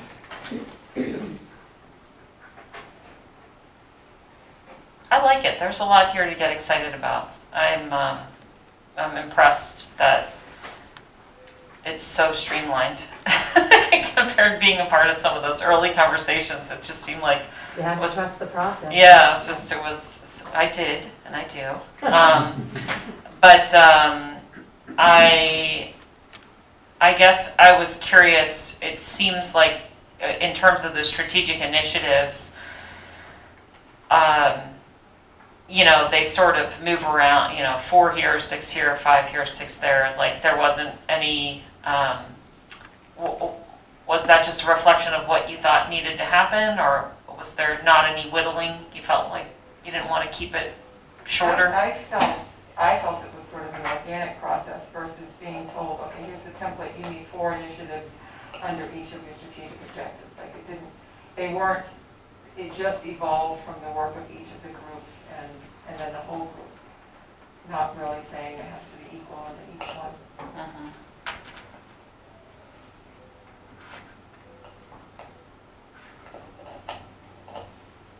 Don, did you have something you wanted to say? No, I think this was a good body of work for that was done by the group, and I think it will be an admirable objective for us to approve and move forward with this over the next 4 years. Uh-huh. And knock on wood, hopefully we'll be able to accomplish all of these objectives. Matt? I'm just impressed, I don't know if this is on, yeah, I'm just impressed that you were able to fit this into 2 pages. I mean, like, you know, because it encapsulates, like, you know, like everything and like some of the same terminology I'm used to using with educating on outside of here myself. So yeah, this is really well put together. I remember like looking through it on the emails that I was seeing come through because like obviously I haven't been here myself. You know, between you know, my first meeting was last meeting, so yeah, well put together. Kathy? Having been a part of the process, you know, seeing this final document, it feels good to see, you know, where we're heading. You know, to your point, Nicole, about, you know, some having 4, some having 6, I think it was interesting how that came about. You know, some of them we felt might need a little bit more work, and others we kind of had a pretty strong base to start with, which made, you know, just kind of fine tuning. So I'm excited to get this approved and start making those action plans. Yeah, I think the devil is in the detail. Yeah, definitely. But I think these are very noble objectives. But it is also nice that it was able to fit on basically a 1-page double-sided because it's meant to be a living document that we all have readily at our hands, not a, you know, a binder that gets stuck into a bookshelf. Mm-hmm. Yeah, I think there's a lot to be excited about here. I think it's great. So are you looking for a read tonight or a vote, or what do we have to do? I think it's up for a vote. No? I think it's up to be voted. It's a vote. It's a vote to approve it, I believe. Yeah. It's not a policy, so you don't need to do a read. And you also had 2 members on the team. Well, I was asking because I didn't know. Oh, no, I wasn't, sorry, Yeah, I wasn't being so- snarky. Are you and Kathy going to, Yeah, Okay. we'll make a motion that that the school committee approve the plan for success for 2021 through 2025, the June 16th, 2021 final draft as presented. okay, motion by Dawn. I'll go ahead and second that. All right, the dream team. Any discussion? All right, Kathy, how do you vote? Yes. Matt? Yes. Don? Yes. Nicole, yes. It's unanimous. Patty, congratulations. I'm pretty impressed you got that done. Considering, Well, Ruth asked me when it was all sort of done, she goes, well, is that really, is this what you wanted? I'm like, well, if I was doing it all by myself, this is exactly what I wanted. So thank you, everyone. all right, so Dr. Hanscom, are we on to you? Yes. So, people at home, can you hear me? Mark, if you can send me a chat and tell me you can hear or come on and say yes. you can't, oh, Stacy's nodding, perfect.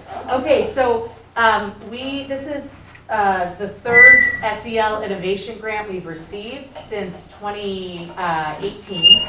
And so our first one in 2018 we received, and then in 2019 we wrote a 2-year proposal for FY19 and, no, okay, it was FY19, then it was, so this is FY21? Okay. FY19, then FY20 and 21, and so this proposal is for FY22 and 23. And this SEL in Action grant is for innovative practices in social emotional learning for kids. And so it's funny, we wrote this in March when we were just getting back into strategic planning, and we wrote it to really bring out student voice into our schools. And then as we've completed the strategic plan, and as Mrs. DeBoer and I have gone into classrooms to get feedback on the strategic plan, but also we were in some English classes the last 2 days to talk about screen time. What has come out as a theme across the board, not just from the school committee or from the teachers or from the administration, but really from the students, is wanting to have a say in the experience they're having in school. And so when we were awarded this, we were thrilled because it aligns with so many of our initiatives in the strategic plan that you just approved. So this grant, it's 2 years, and the grant involves partnering with the Anti-Defamation League of New England. And so there's 3 parts to that partnership.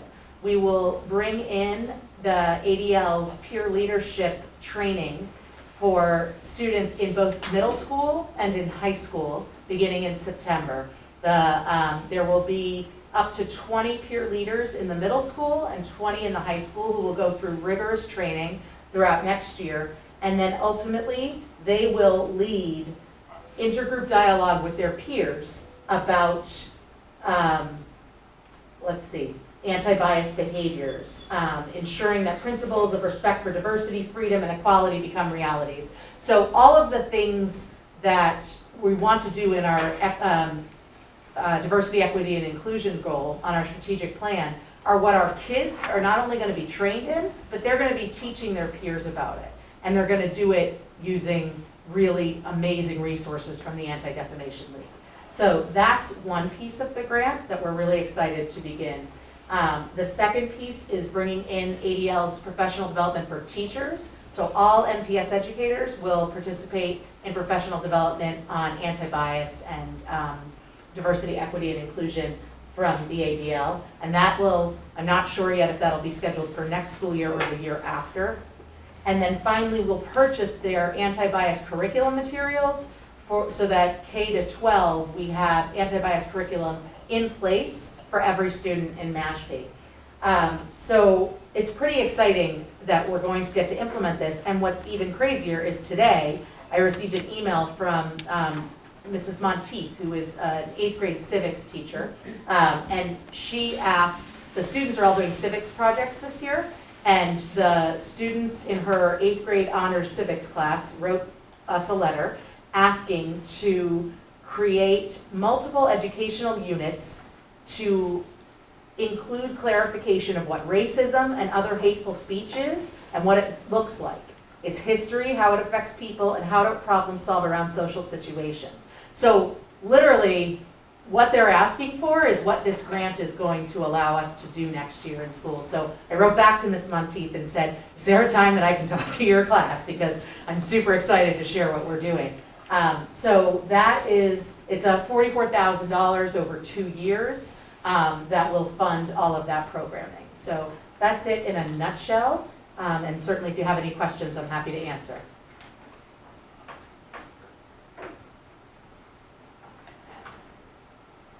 Wow. That is amazing. It's pretty cool, right? It's really cool. I mean, we passed that anti-racism resolution. We've got the diversity workshop coming up at the town, then this grant addressing the curriculum and things happening in the classroom, and then the PD on top of that. I mean... Oh, and I sent an email out to the middle high school staff last week saying, because we're going to hire advisors for the peer leaders, And those advisors will go through a rigorous training with the ADL. I'm going to participate in that as well.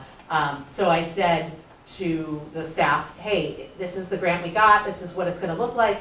If you're interested, come on down to the auditorium on tomorrow. It will be at 3, and I'm happy to, Mark, Mr. Belstracci and Mrs. Kett and I are happy to chat with you about it.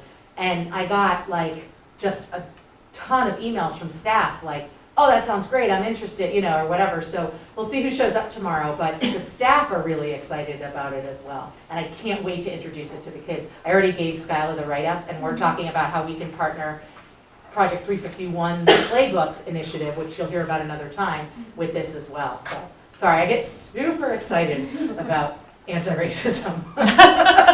So can you clarify one item? Yeah. In regard to the curriculum material, Mm-hmm. is it just material related to teaching anti-bias, or is it anti-bias curriculum material? So you're switching everything over. That's a good question. It's the first one, which is material. We're not taking all the old curriculum and replacing it, because I would have had a finance working group meeting with you before we did that. And probably a curriculum review meeting. But no, this is teaching anti-bias to kids. It's curriculum for that, all the way down to K. But at the same time, just so you know, in case you don't, we also do overlay a cultural responsiveness rubric on every curriculum purchase that we make, where we look for themes, diversity in authors, all of that stuff as well. But this material is teaching kids how to be anti-racist and, to demonstrate, the value of everyone around them. And it's all vetted and also sort of developmentally appropriate. And it ties into some of the other SEL work that we do with kids. I think. I wrote it. I don't know yet. But that's what it looks like it'll be. I'm still back on the part where she said you asked a good question. Stop it. It's pretty Well, sweet. that's not very well, I Did guess. you enjoy that? Were you like, I saw you, yeah? the amazement in your eyes. I was like, did you hear it? I heard it. It's taped. I know, often I can throw some snark on Mr. Myers' way, and I'm sorry about that. So I guess, when will you, it's kind of like, it feels like you're kind of blind in regard to what the material is? No, I've done the research on what the material is. I just haven't bought it yet because the grant doesn't start until August 1st. Okay. And so I can't make any purchases until that point. But also, the curriculum is part of year 2.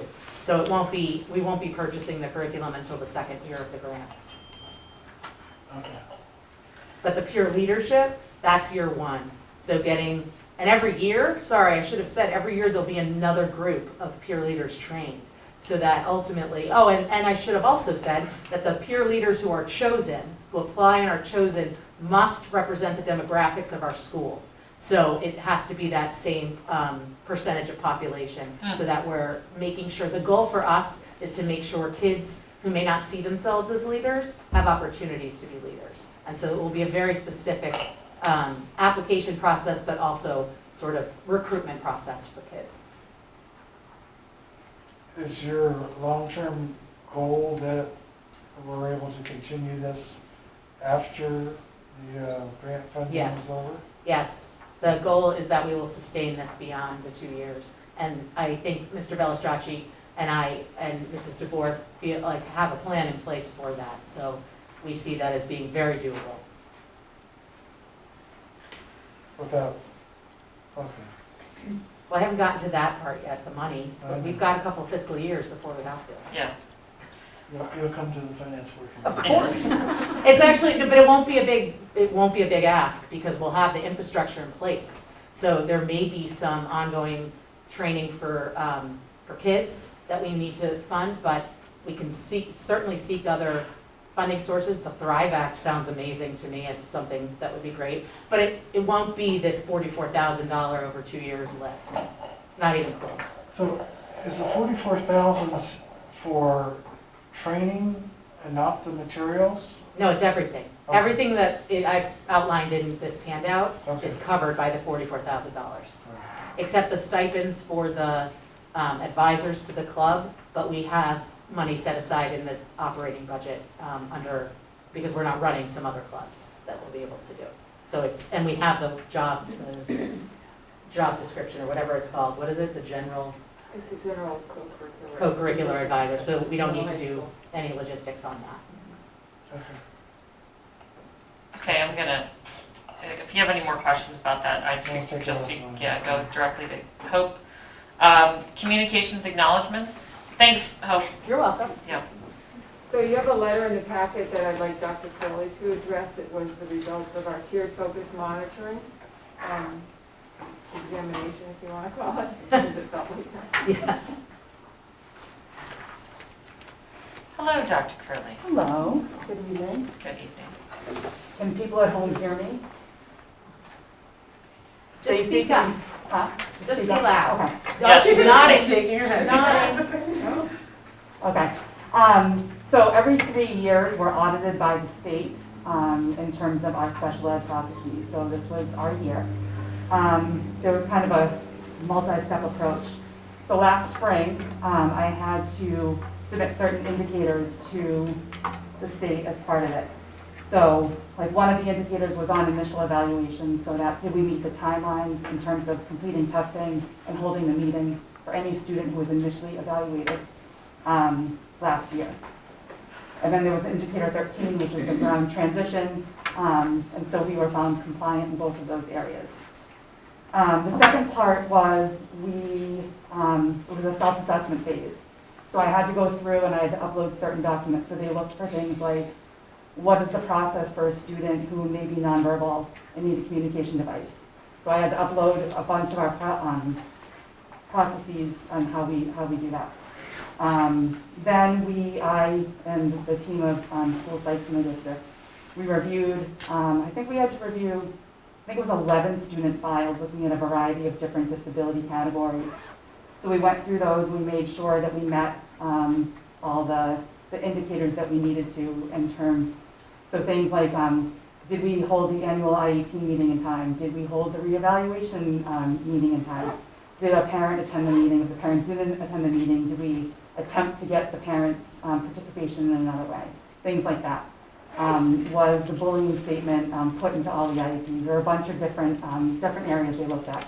Overall, they looked at 32 different areas. Then we have an on-site visit. And when they come to do an on-site visit, they asked us to pull, he looked at 5 additional files, not part of the self-assessment. So he went through all those files and he looked at the same things that we looked at, but just on those 5 additional files. Then there were other additional documents that he might have asked for. So I had to go through and look at our special ed groupings. And in one classroom, all students on IEPs, there can't be more than a 48-month difference between the oldest and the youngest student unless I apply for an age waiver. So in one of our classrooms, we did have to apply for an age waiver, so I had to upload that document. So there were a bunch of different things that I had to upload as well. Parents on IEPs, parents of students on IEPs also received a survey, and so those surveys were filled out by all those parents. And then there were interviews. I was interviewed, superintendent was interviewed, one of the team chairs was interviewed, and a parent was interviewed. So that pretty much was the process, all the things that we had to do. And all of our areas, all 32 areas were found to be fully implemented, which was very exciting. Which never happens, in case you're wondering. Well, congratulations. Congratulations. Good job. How often do they do these assessments? So every 3 years. There's 2 different groups, so there's Group A and Group B. We happen to be in Group B this time. In 3 years, we were in Group A this time. In 3 years, we'll be in Group B. So they look at, certain things in Group A and then other things in Group B. But every single district throughout the whole entire state is in some cycle. Right. So it doesn't all happen at once. It doesn't all happen at once, exactly. Wow. So this process sounds to be very procedurally based? Yes. Is that correct? That is correct. Versus outcome based? It's very procedurally based, yes. Okay. Versus outcome based? Yes. Okay. Does that aspect get covered in some stage of federal review too? Not in this, no, I would say no, not at this time. Okay. Just curious. Thank you. Good question. You got that twice tonight. You're gonna need a tick board. Don't let it go to your head. Kathy, do you have any questions for Jamie? Nope, just congratulations on getting through it and getting all your marks in there. Thank you. Good job. Matt? The only thing I had for a question was, do you feel that maybe because we were able to do like a remote way of doing this, did that add to the success of being able to accomplish all that? Because we don't, like you said, we don't always get that number. I think hope you were saying No, that. Mashpee might, but I'm saying Yeah. generally special Gotcha. educators, Gotcha.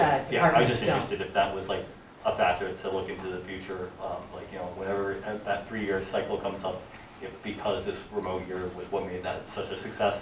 But yeah, if that's not a factor. That's all, but thank you. Thank you.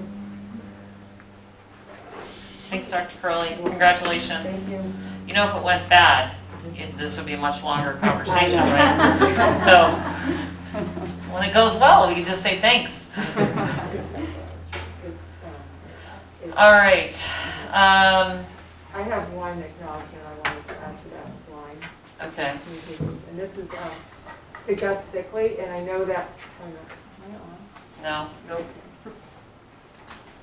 This is for Gus Stickley, and most of us know how Gus has gone above and beyond this year as well, but this is an example I wanted to share. I don't know the little girl's name, but maybe Deb does, but this is an email I received from Sharon Falone, who's a pre-K teacher at the Coombe School, and I have a couple pictures too, but what she wrote was, yesterday my class was given an experience, a memory to treasure, and it was all because of Gus.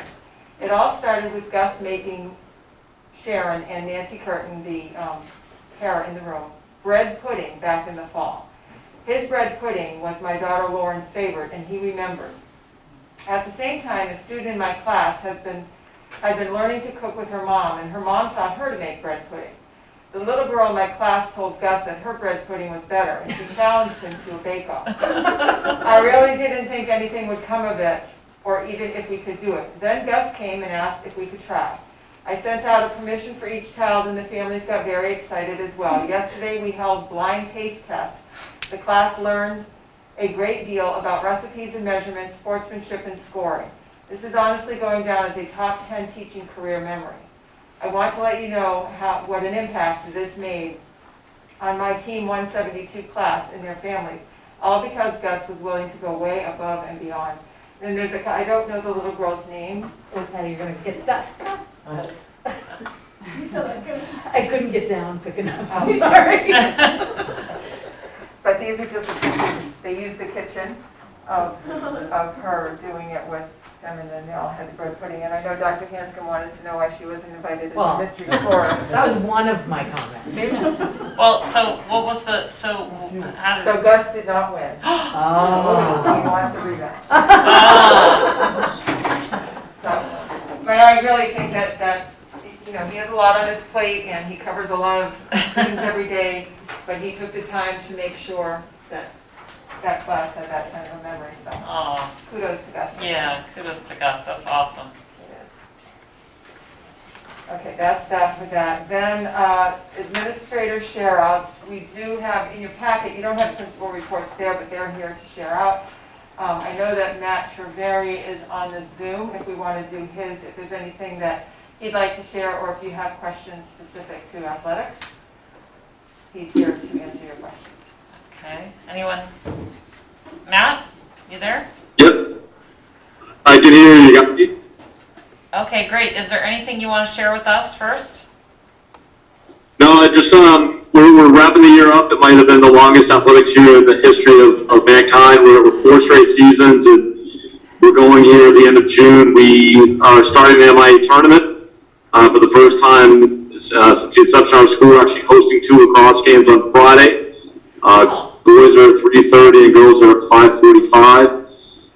We have softball going away on Friday and baseball at home on Monday. So we're wrapping up as a busy year. I would like to acknowledge the school committee, the superintendent, Principal Balistracci, for allowing us to take a chance and play sports at every level that we did. We competed at more levels and more games than anybody on the Cape this year. And it's hundreds of kids had an opportunity to compete and to play and practice and be around their peers and not be home every day. And it's much appreciated by our kids and coaches. We wrapped up with our Scholar Athletes of the Year. I think it's in the packet.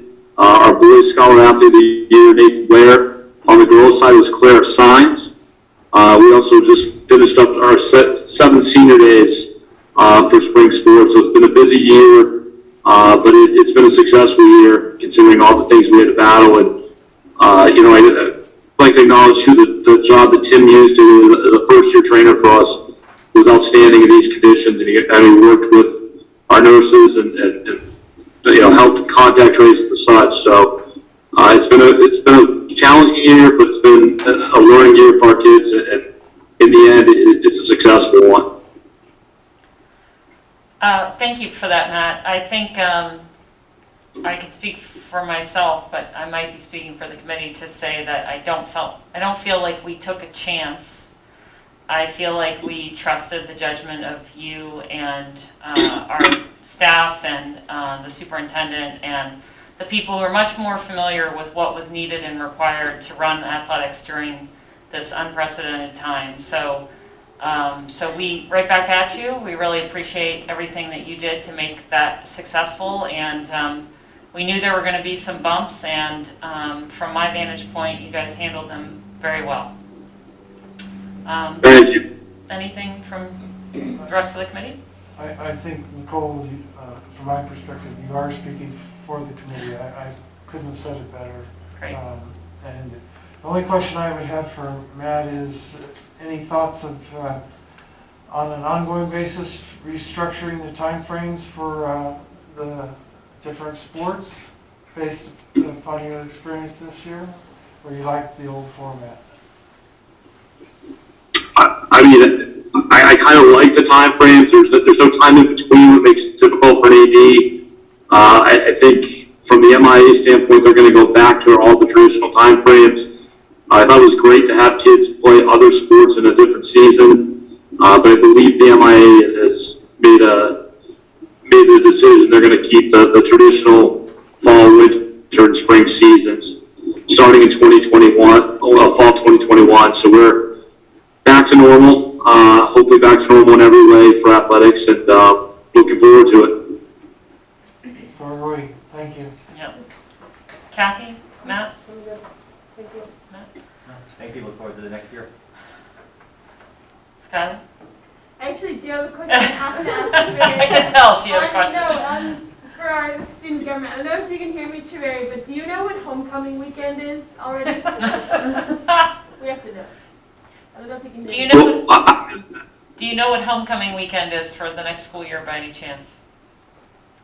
Homecoming weekend, I believe, we just changed up the game. I believe it's week 3 of the football season. If you send me a quick email, I can definitely give you that date, but we're pretty much locked into that week 3 of the football season, and that's the one we're looking at for homecoming. It should be nice and warm and early in the year, and hopefully we can pack the house with kids and parents and families, which we weren't able to do this fall. That's great. Well, thanks for that, Matt, and I hope you enjoy your summer. Once you get Will do. Thank you very much. All right. What else do we have, Patty? I think if we have Consuelo go next, and that way anyone that's on Zoom who wants to leave will be. Okay, we're running a bit behind here, so if it's in the packet, don't tell us something that's in the packet. If you want to highlight a thing or two, I'm saying this to all of our next speakers. If not just you, Consuelo. Okay. I will go quickly. Okay. So I just wanted to say that I did not know Coach Rendiggs, but his family I did get to know. And I think true to his spirit, he told everyone that they didn't want them dressing in black. And so they all decided that they were going to wear Mashpee blue to his funeral. So they all came in, and I got to know them because they all came into the We Are Mashpee store to buy gear for his funeral. So they were really lovely, lovely people. I just wanted to say that at the Outreach Center, we have been sort of pivoting a little bit, and we've had a lot more student involvement. We had internships, we had kids creating, designing, we've had the makerspace really stepping up and producing a lot more merchandise, had a lot of signs made in collaboration between Mrs. Howe's class and Mr. Cupie's class, and those signs are really selling well. We look to be making about $25,000 for the year, and I really credit the students for their help in creating merchandise for the store. I think it's really made a big impact, as well as the kids that are interning and the work that they're doing that way. And it still continues to be a great place for me to meet potential volunteers. I feel like we were able to engage volunteers this year, even though we were remote, Zoom worked, and I feel like maybe looking forward we could keep some aspects of it, because I think it brought different people into the school system volunteering, because there wasn't that travel time that people needed to include in what they were doing. And let's see. And then it also really helped with those senior projects. And if people miss things, we were able to go back and pick them up. Let's see, sales, outreach center, volunteers, community. That's really pretty much the highlights for me. We are also starting to produce more merchandise in the store. So we are going to be not only doing the things that are sublimated, which the students have been doing, mugs and dog bandanas, but we're also starting to do what's called heat transfer vinyl. So we'll be able to make our own t-shirts. And that's sort of like our big summer project in the store, is to learn how to do that and do that well. And we are hoping to align with potentially the CTE marketing class. And if that doesn't work, the Future Business Leaders of America might come in and help us produce and create, sort of like a business plan around that. So I'm excited about that opportunity this summer going into next year. So thank you so much for everybody. If you have any questions, let me know. Thanks, Oh, and I did want to say to Matt, and also Brian's not here, but please feel free to come and visit the store anytime. It really makes a difference if you're in the store, if we can show you all the great stuff the kids are doing. Definitely will make a trip over. Thank you very much. Yeah, so the move is on hold, right? We're kind of staying put for the near future? Yes, I have not directed that question specifically to the Mashpee Commons, because I, at this point, think no news is good news. I'm confident that we're not doing anything over the summer, and I think as long as there isn't anybody wanting the space, that we're good for the foreseeable time period. Great. That's a word we do not speak. Yes. Any questions for Consuelo? Thanks for all your work, Consuelo. I really love seeing the connection between the Mike Looney's program and the Outreach Center, and just, our students working in there and everything. It really feels like it's just part of the whole school system right now. So thanks for all your work in that regard. It's really exciting. Yeah, me too. I think it's exciting too. Yeah. We should submit a proposal for the school board conference. I said that to you. Yeah. Due Friday. Not the big one, but the fall one. Yeah, the That state one one. closed, I think. I might be able to get us in. You probably met. Yeah. Okay. But I'll reach out to you on that. Just reminded me. Okay. Okay, so who wants to go first here? So Deb? before the principals go, actually, Yeah. I'm gonna frame the conversation, because they're gonna be talking about what I gave you for data. Oh, I'm not gonna take a long time, all right. but what we were asked to do, and for you, but what we've been doing ourselves is looking at longitudinal data over time, using our STAR tool. And so what you have, and they're not going to walk you through it, neither am I, we don't have time, but you can certainly look at it later and ask questions, is it's broken into the overall district data, and I chose to give you winter 2020 because that was pre-pandemic, winter 2021, and then spring 2021, which is hot off the presses we just got today, so that you can look. The way the graphs are broken up into those 3 time frames, blue means not meeting expectations, red means partially meeting expectations, and gray is meeting or exceeding expectations.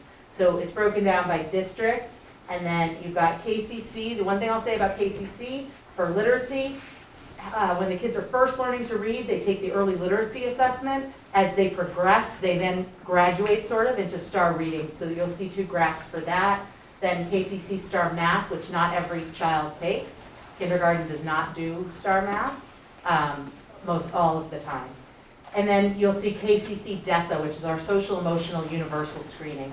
For DESA, I gave you end of year data from 2019 and then end of year from 21, because again, with the pandemic, it's a new assessment that we've just implemented universally last year.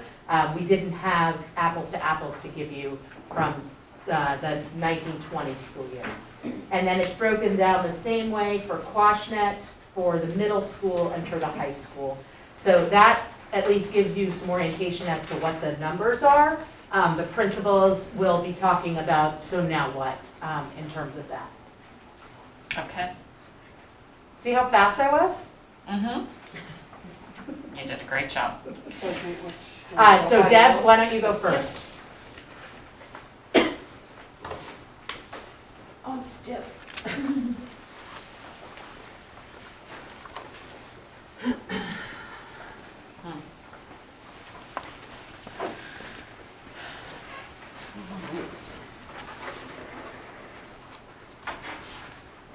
Okay, hi. Nice to see everybody. So our kids are doing well.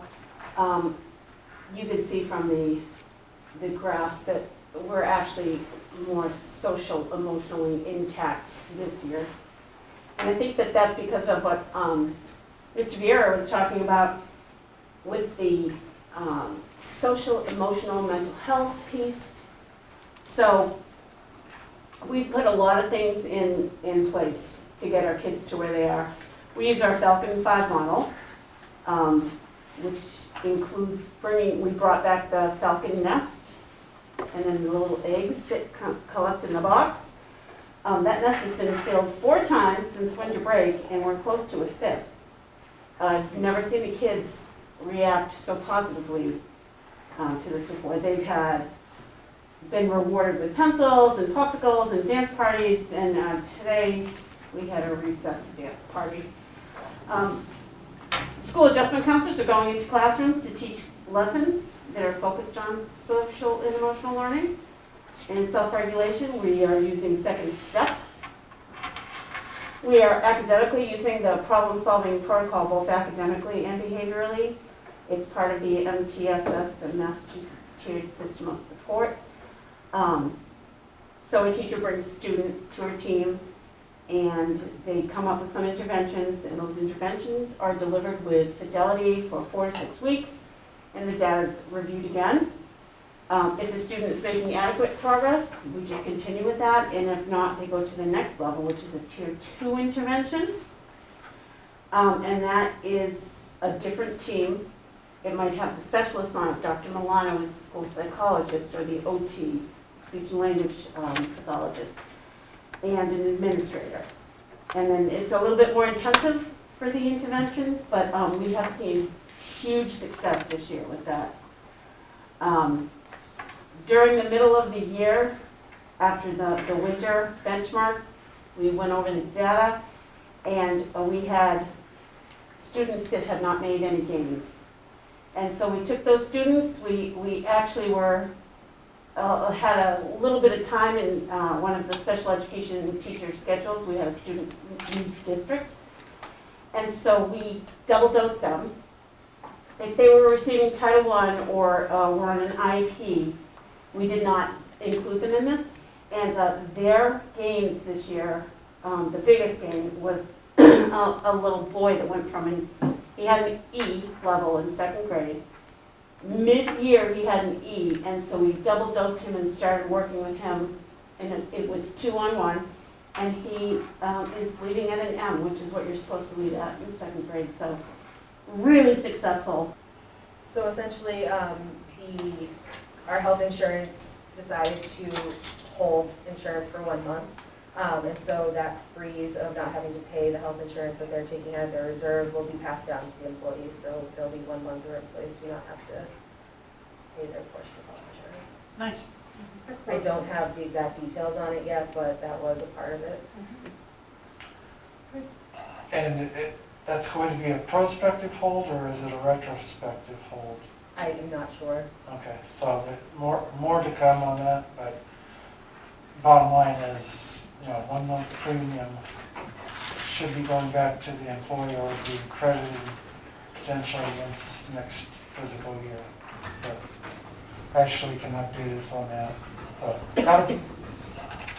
Reorganization of the collaborative took place. Judy Lindahl from Eastham is the new chair, and Scott McGee, who is representing Cape Tech, is the vice chair. Cool. Okay. Thank you. That's my update.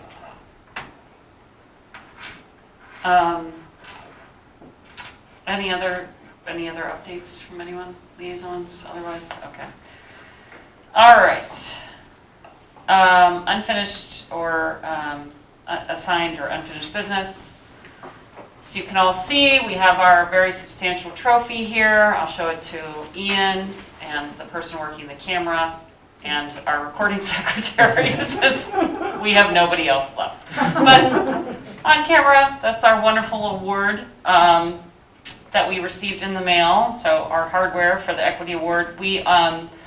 I did reach out to Gary Montoya of Central Consolidated Schools to just follow up on whether he's planning to visit this summer. He had talked about doing so.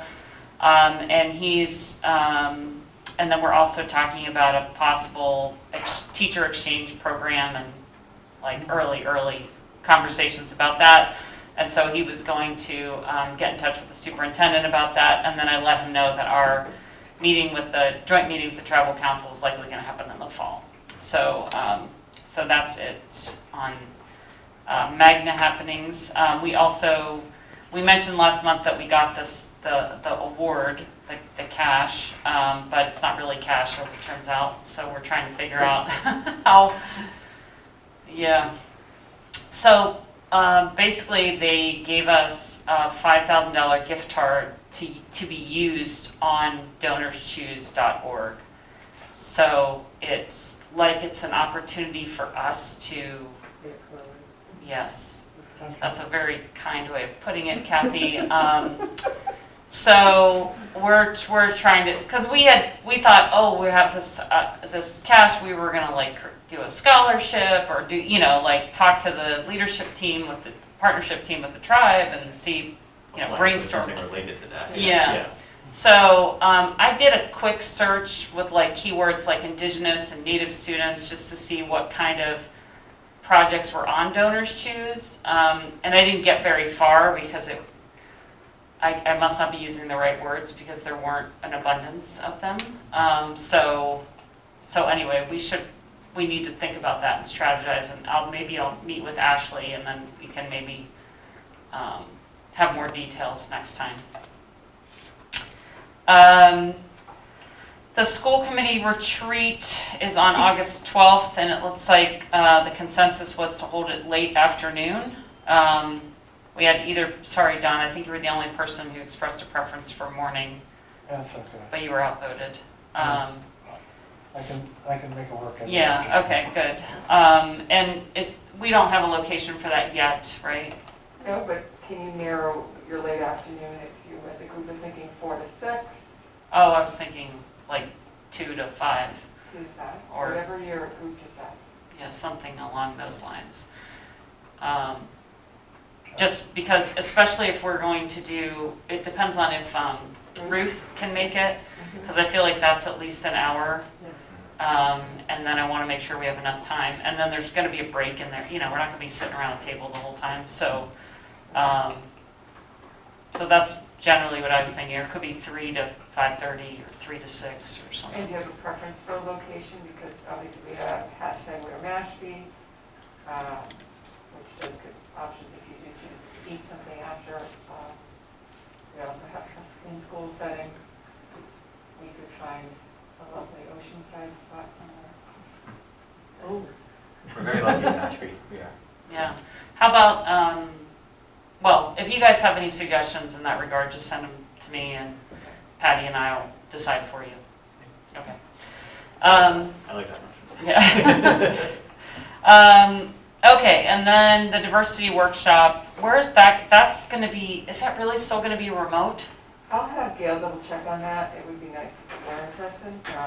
If it were in person, I'd like to do it in the library at the high school. Yes, that would be a great That allows idea. you to spread out, it's air conditioned. Yeah, and it's beautiful. If it is remote, is there a possibility of us being all together, you know, rather than like individual, like us being in the room together and the presenter being remote, if that's, you know, if it has, you know, like I think that in itself could be beneficial too.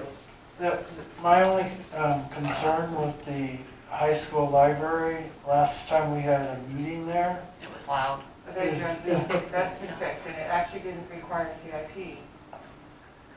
Yeah, remember that came up in our funding discussion. That's fixed. Okay, I didn't know If you're that. talking about strategic planning, that was because the AP students were taking a No, test. no. But if it was the one from when we had school committee there, that's over. Yeah. That's been resolved. Yeah. Okay, so that's fine. Okay, so we'll look at maybe seeing, and we have to see if Dr. Warnham will do it in person, and then if we can. And then is it, have we gotten a commitment from the Board of Selectmen or the town? We do have a commitment. I don't know exactly who is participating. Gail's following up on that because they were going to include some department heads as well. So, and I believe the selectmen. So I'll follow up to see where they're at. I guess by the time we meet again, we'll have a head count, yeah? Yeah. Okay. That's probably fine.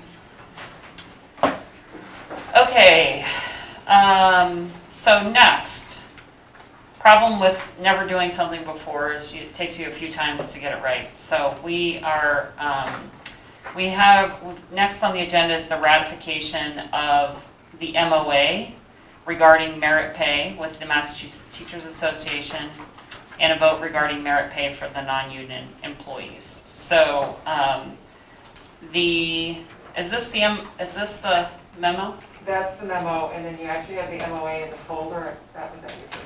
Oh, That okay. the Mashpee Teachers Association has signed. Okay. So how do I, okay, never mind. I got it. Okay, so, so as you guys know, we voted on May 19th, 3 yeses and 2 abstentions to grant a one-time merit pay award to all the employees of the Mashpee Public Schools who worked at least 100 days during school year 2021. And that's importantly in recognition of the fact that the employees, the employees of the Mashpee Public Schools work hard every day to build community in our schools and to better our larger community as a whole. This work is personal, and that's why great care was taken in crafting and implementing our learning model, working closely with the Mashpee Teachers Association, staff and families to provide stability and support in what was a very chaotic year due to the COVID-19 pandemic.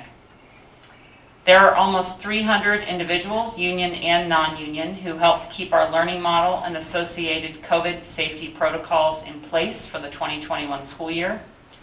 Through their efforts, our schools remained open every single day. It is a tremendous accomplishment, and it's like nothing we've ever done. This one-time merit pay award recognizes these unprecedented exemplary efforts and the impact thereof on over 1,000 families that rely on us to support and educate their children.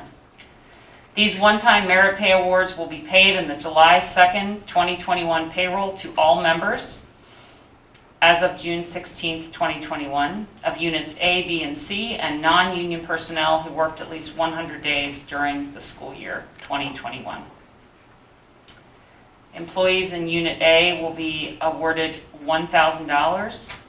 Unit B, $1,000. Unit C, $500. Non-union employees are variable, and so the total budget amount comes to $259,400. Sourced through the 2021, the FY21 General Fund unexpended substitute and co-curricular salary accounts. The agreement that the MOA with the teachers union basically codifies everything that I read into a document that I will sign on behalf of the school committee. So, are there any questions, or does anyone want to make a motion? The only question I have on this one is so all we'll be voting on is just like saying like this letter exists, or that like what it states, just so I make sure I think you will not be able to vote on this. Yeah, that's what I'm saying. That's Yeah. what, yeah. You will abstain. That's what I'm trying to. Yeah. That's all. Kathy? Any? No questions. Okay. I think you're voting to ratify the MOA. Okay.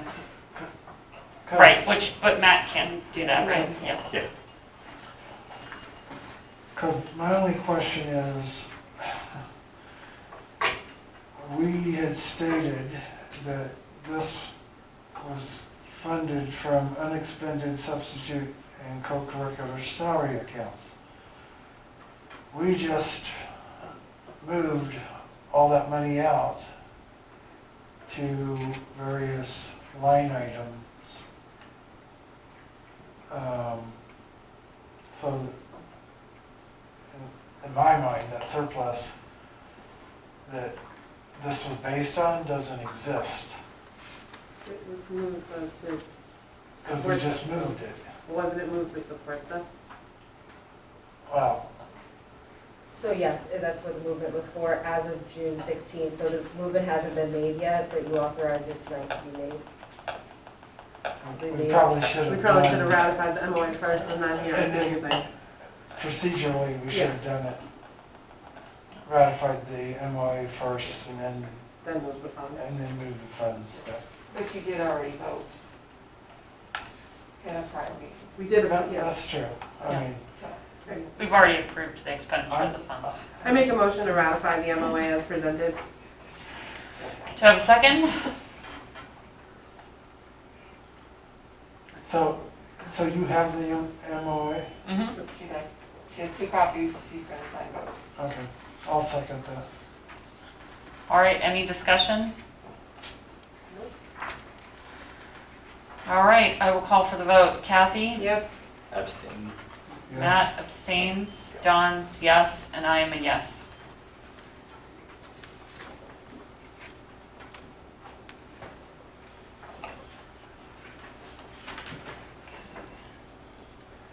All right. Madam Chair, can I make a motion to table the new business since it's, do we have to have it decided before the next meeting? So if you could just let, I would like to save the $700 or $800 in early bird registration. Sure. So if you think you're going to go, you think you want to go to part of the meeting or some portion of the meeting, which I highly recommend, just let Gail know so that we can do the early bird sign up for the committee. But I'll probably have more to talk about on that meeting at the next one anyway. Okay, any public comment? You're not going to believe this, but yes. All right. Sharon DiFrancesco had to leave, but she asked me to read this for her. Okay. I wanted to say how really wonderful it was that the district was able to give our graduating seniors that rite of passage, their senior prom. I felt so bad for last year's graduating class. So watching this year's seniors wearing smart tuxes, fun, festive dresses, and most especially smiles that they were denied seeing for many long months was especially bittersweet. Thank you for the photos and videos that gave those of us not in attendance a glimpse into their very special evening. I cried as I watched, and I don't even have a graduate. Me too. May we never have to skip prom ever again. And that is it. All right. Thank you, Sharon. Thanks, Hope, for reading that for us. At this time, we're going to be adjourning the public meeting to enter executive session, or I'll entertain a motion of adjournment to enter executive session. We are not returning to public meeting after this.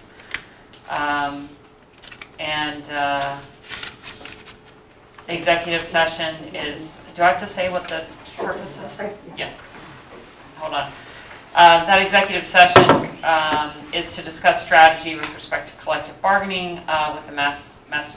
I keep wanting to say Massachusetts Teachers, the MASHP Teachers Association. All right. I slaughtered that. Go ahead. Who wants to? So I'll make a motion that we go into executive session for the purpose that you outlined. Great. Do I have a second? I'll second. Thank you. And any discussion? Oh, hold on. I need to amend the motion, from which we will not return. Yeah. Thank you. You get that right? All right. Kathy, how do you vote? Yes. Matt? Yes. Don? Yes. And I vote yes as well. Thank you.